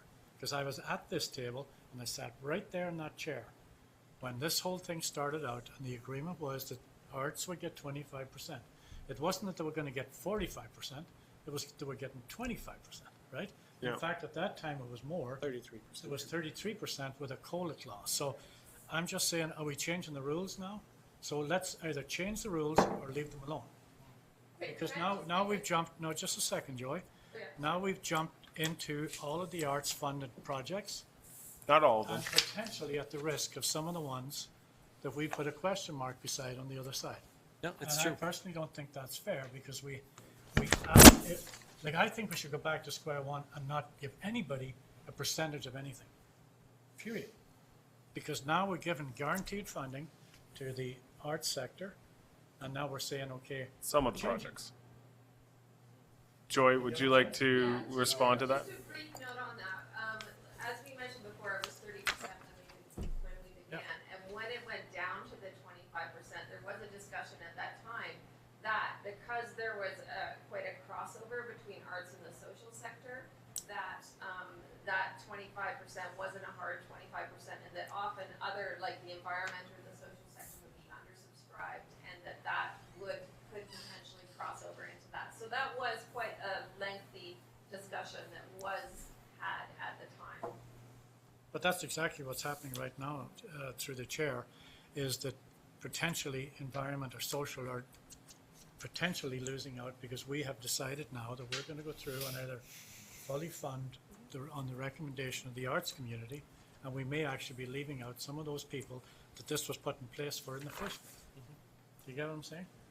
We've got, I agree, we have 4 question marks according to my Right. read. So we should consider those 4 question I've got marks and 6 plus or the 7. last. Oh, you got 6 that I missed too? Yeah. Well, why We should just. why don't we call go those- back to the question marks now? Yeah. And then, I'm not saying we shouldn't fund them, don't Yeah, get me yeah. wong. I'm just saying, like, Yeah, let's I be hear- careful I hear here, you. because I hear you, John. Yeah, You'll you'll get the question spend all marks. your money and then you'll go Yeah. back to the question marks. Exactly. So we've got on the question marks, we've got the trout hatchery, is that right? Okay, let's fit. We've got 2 more to the end of the Yeah. list, and then we can do a round 2, and we can have different ways of processing that. But So you could put basically a question mark beside all the arts ones for now as well, and then we can talk about them all. And we can definitely come back to that Now we have to conversation. lump So sum and say, okay, can we figure this out? Yeah, so let's just finish the last 2, and then they at least are all on equal footing. yeah, I like to finish a list. I'll just call them question marks for all of these until. Does anybody want to change their vote for the Burlesque Society and bring that extra 1,000 in? No. No.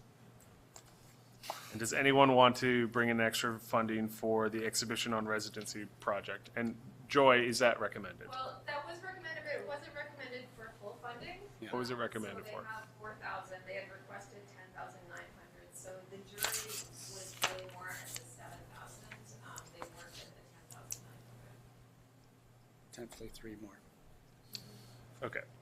So let's go through the question marks. Now that we've swept the list. Wait, but we need to go back to some of these middle ones, right? Like we did chronic, we did like the Nelson Curling Club, Nelson Tennis, Rise Above Pain, but then we missed the Horse Association, Library Federation, Rod and Gun Club, Nelson Tours and Snowgoers. And then we've gone through the whole list once, right? If we do that middle section. Pardon? Those were all 2s, Those were all and they weren't 2s, recommended. Okay. And they weren't Okay. recommended. See, So that's we're what not- we're leaning on the I CDC understand. for, is at least the recommendation from the peers Yeah. of like what we should and should not All right. spend our time on. Fair enough. But if we did, but I think, through the chair, I think Yeah. Councillor Anderson is right in that there were zeros for some of the ones that we went through, and then we just skipped No, over a bunch of the 2s. Because they didn't, not everybody voted for them because you were relying on the jury. Right. So we're treating those as amounts or ones that you should consider. The ones I skipped over were fully funded. Like, we skipped over a few too, for sure, but they were fully funded. But some of the 2s were not funded at all. Yes. Right. Yeah. So is everybody clear that Not all council, only a few councillors voted on the arts ones because they relied on the CDC's recommendation. That's the only reason we're considering Is those. there, Can I Whereas just, the other ones that is just there a got desire two to go votes through the were- twos well, there's only a few of them. that are not the arts? And I'm only saying this Okay. because they're sort of randomly spaced, and I think we've all got something on some of the twos that we Sure. may feel passionate about. There we go. Let's start with the Horse Association of Central Kootenai. Give us your best pitch for the shoe and shine. Me? You're the bitch. Why would we even Well, go does to everybody twos? want to go to twos, though? Why even go to the twos? Go to the Because question marks and then, Right, I'm just somebody saying wanted to there's- open up the list. There's a bunch. Pardon? There's a bunch of question marks that I would have much rather have gone to visit the twos on. Do you want to go through?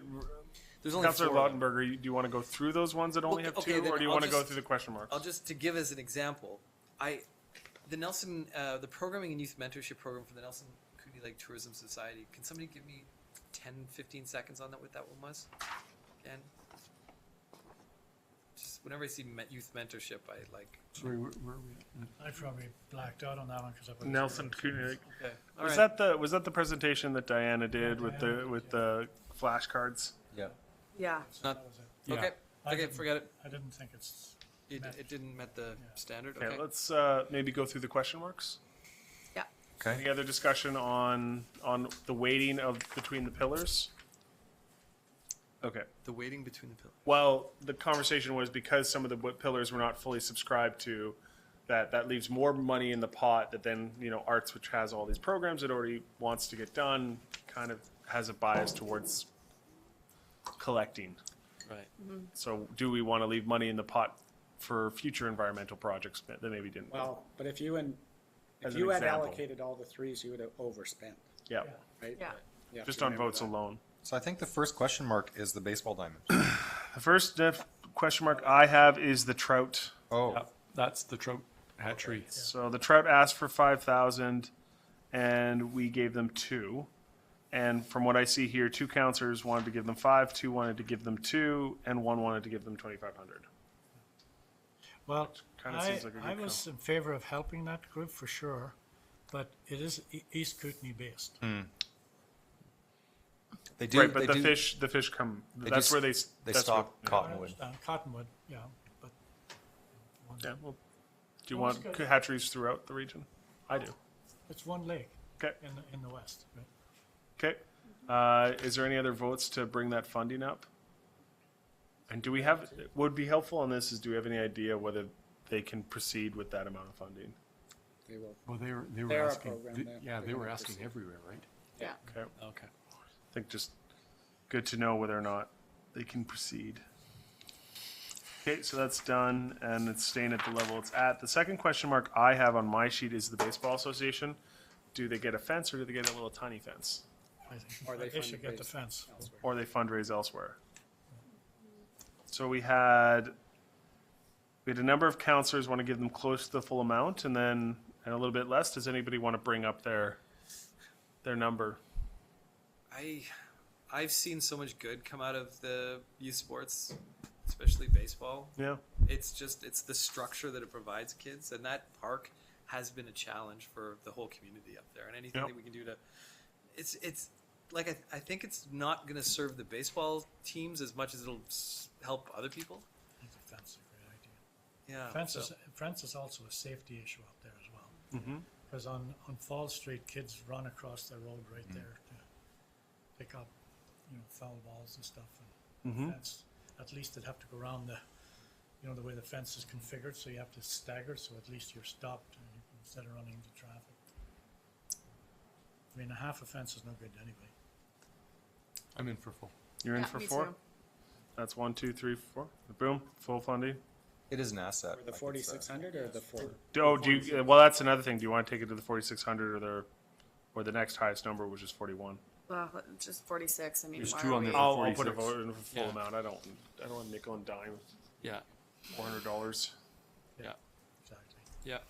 I agree. Okay, so we're at $16,000, and as we move into the next round here, revisiting of the Nelson Cares Stepping Question Stones. mark, sorry, Mr. This one? Chairman, I have a question mark beside the kayak and canoe club. Which one is that? Oh, here, Was that just programming me? meant. Is that I just think me to we've put a question mark there? Yeah. I think Yeah, we I funded have- it at 1,800. Yeah, okay. Did you want to? No, I thought somebody said for $244, what are we talking about? Well, that's the. The kayaking club. There's no hardware. It's mentorship.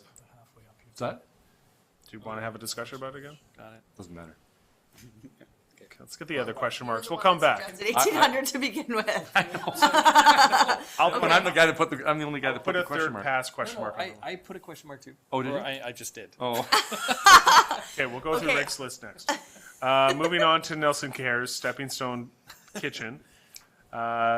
We have a question mark here. They want $4,700, and we've got them at $3,700 for their kitchen upgrade, or at least phase one of it. Yeah, I would argue that, you know, they service the most vulnerable Yeah, of our population, and it had to do a lot of work on that they do, building. they do a lot of work, those people. Yeah, They feed a lot of people. Yeah. I'd be definitely in support of So, Me too. full amount. so that's one, You guys two. are already definitely in support. You need somebody else. We did. We actually did have someone. That is one of those votes was someone who wasn't voting before. So Oh, was it? Yeah. Okay. Yeah, it was. keep up. 4750? 4,700 Which bucks. is another 1,000, right? 4750. Yeah, Or another 1,050 or something. yeah. Okay. The next question mark I have, and correct me if I've missed any, is the Cycling Without Ages shed. I guess we're just. Do we want to give them the 2,000 as a backstop? Hopefully, we find a better solution. I would. I would feel. Yeah, me I would too. feel good doing Me that. too. I think I did. I that thought we. Yeah. You Okay. already had agreed to Oh, that. good. Boom. We have just Ah. $2 extra $1,000. Spend it on the curling rink. The rowing club, we had 4 people funding the rowing club. Mm-hmm. Do you want to look at that again or not? Which one is? The rowing club. Where's the rowing The club? Lorne Loomer Youth 645? Rowing Program, including First Nations. Yeah, they wanted $21,000, and we 5. Give them 5. gave them 5, and the next kind of highest round was in the 10,000. So. I Do don't you know. want to have a discussion about taking it to 10 since nobody really wanted to give them more? It's not infrastructure, it's a program. Programming, yeah. And was that for boats? Yeah, I think they were purchasing 2 boats. Yeah, with because all there the was 2. equipment. We had the other group in here that was That was the paddling club. That was the paddling club. Yeah. And Which I think they got. full funding. Full funding at $2,044, and this is their No, asking. they got 1,800. That was my question mark. They didn't get full funding. Oh, But okay, there's a big difference between 244 and 20 grand. totally. He makes a good point. Do we want to get that extra vote out there for that full funding for the paddling club? I would bump. I would. Wait, are we talking about paddling or rowing? Because Going back to paddling. Oh, are we? Yeah, for $244. yeah, yes, Cal. Okay, full funding for paddling. Yeah. That's under Was 630. was there enough of us? I don't know. Huh? Was there enough of us that agreed on that? Yeah, full I funding. saw it. There was 3 of Rick, it was Councilor Wren and me Oh, and Jesse's just said it too. So for that's that fine. 244. Yeah. Sorry, guys. We got should that, slow Chris? down. Yep, 244, right? Nelson 2044, yeah. Canoe Club, yeah. The paddling is actually what. Yeah, you got it. So are we going back now to the rowing Now club? we're going to go back to the rowing club. So the rowing club was asking for boat upgrades, as I recall it. Yeah. Yes. And the most anyone on this list gave was 10,500. So I think we should probably hem the discussion in between that 5 and 10. Is there anybody who wants to change their vote from nothing or 5 up to 10? Does somebody want to pitch them like that really believes? Yeah, like I would love to hear a reason for the higher number. I guess I gave one of the higher numbers. You are the higher number. We're not the highest number. What's the I what's was the on Yeah. It's a valuable asset. I mean, we built that, we helped them build that barn for their program, the Nelson Rowing Club barn, and they've offered up a lot of terrific programming over the years, and it's one of the oldest institutions in the city of Nelson. It's still For small numbers, so if you compare it to some of the other ones. It is small, but I look at that number. It's a small number. It was a big ask for a small number. And that's Pretty why. specialized, sort of. See, picking up what Joy had said earlier about Karen, like just about maybe the confusion about how much the curling club could have asked for, maybe didn't understand they could have asked for, which is why I asked the question about giving more. Yeah. Is that there's obviously a more desperate need from the curling I think club? it shows you're going to support them for their other fundraising for sure. Not a hill that I would die on, to be honest with you. The curling or the rowing? The rowing one. Yeah. Leave that at 5? Yeah, let's leave that at 5. I think curling is the next one then. So curling is the next one. Sure we can't give more? I don't think you can get beyond what they've. I don't Well, think that's fair. the other Or thing- even if they messed it up. Well, the other thing I would say is if we're going to be, potentially talking about giving them $30,000, do we, for me, I would say if we're going to be giving them $30,000, do we need to be giving them this $3,200? Because it sounds like the money that they're asking for, they're asking for 10 times this amount. This is not our money. Right. We're asking for city money. Yeah. And this is money we're getting to, yeah. So I don't know that that's fair to do that. Okay. No, good point, Cal. Yeah. No, that's So I logic. would be in support of giving them the full amount. What I don't see is has the Nelson Tennis Club come to the city and asked directly for funding? Right now, Just- $45,000. No, from the city though. This is CBT. Well, yeah, they have in the past. Yeah. They came to us Did we originally. give it to them? Can't remember last year whether I think what last happened year there. they got 15 or something like that. Yeah, they From got the quite a city. lot. Well, through From this here. program. This, no, but I mean from the city. Yeah, but we don't own that facility. Well, let's maybe just, is it related to the curling? Because we are kind of jumping quite a lot between. But it's referencing curling. Yeah. Like But I'm on trying tennis- to get a comparison of the two. On tennis, we have our own tennis courts, and we did spend 50,000 plus on those tennis courts to upgrade them. Okay. And what was the, fair enough. Now I'm in the weeds, but tennis- what was the reason for putting more time and effort into new, tennis courts? Like, They we had- have a whole new facility now on top of the facility we had over here, on top of the facility we had down Oh, they there. were losing the facility up at. They're gone. Yeah. Those are gone, up at the golf course. And I want to say too, tennis. I mean, it is a seasonal. It's not all year, right? So it's a seasonal asset. It's not all year. The one thing that I look for when I'm looking at recreation is the entry costs. Yeah. Like how much. Sure. And it's one of those sports that you can go to Boomtown and pick up a racket for $5 Play and it you on can your start own if you playing. want, Right. It's just The one city of those has things. invested in. Yeah. Okay. That's a good tennis point. courts. Yeah. And I didn't- And I mean, they're in kind of the same neighborhood, and the city already has tennis courts with facilities like bathrooms and things like that. So what they're asking for is like bathrooms and a clubhouse. So we already fund that sport within Got the it. community. So the only input I would have on there, having played that field up there, We're on curling right now. I know we're gonna shift to the other one since everyone wants to talk about it. We'll go back to curling. Is there are no bathrooms up there? You're playing rugby or soccer. That's what I said to them that night. Is this going to be something that the community can use these bathrooms, or are we going to get up there at 7 o'clock and they're going to be closed? And what did they say? They said yes, but I wonder how we can't really do anything to Could they- compel it. Can not Yeah, school district build outdoor washroom facilities? It's the clubhouse for me is a little bit. Well, you I'm a can't little- build a clubhouse without washrooms anyway. No, for sure. Well, But it's the building of a clubhouse. It's like it's the fun versus washrooms. Like washrooms, I'm like slam dunk, but like a clubhouse to hang out in. and I mean,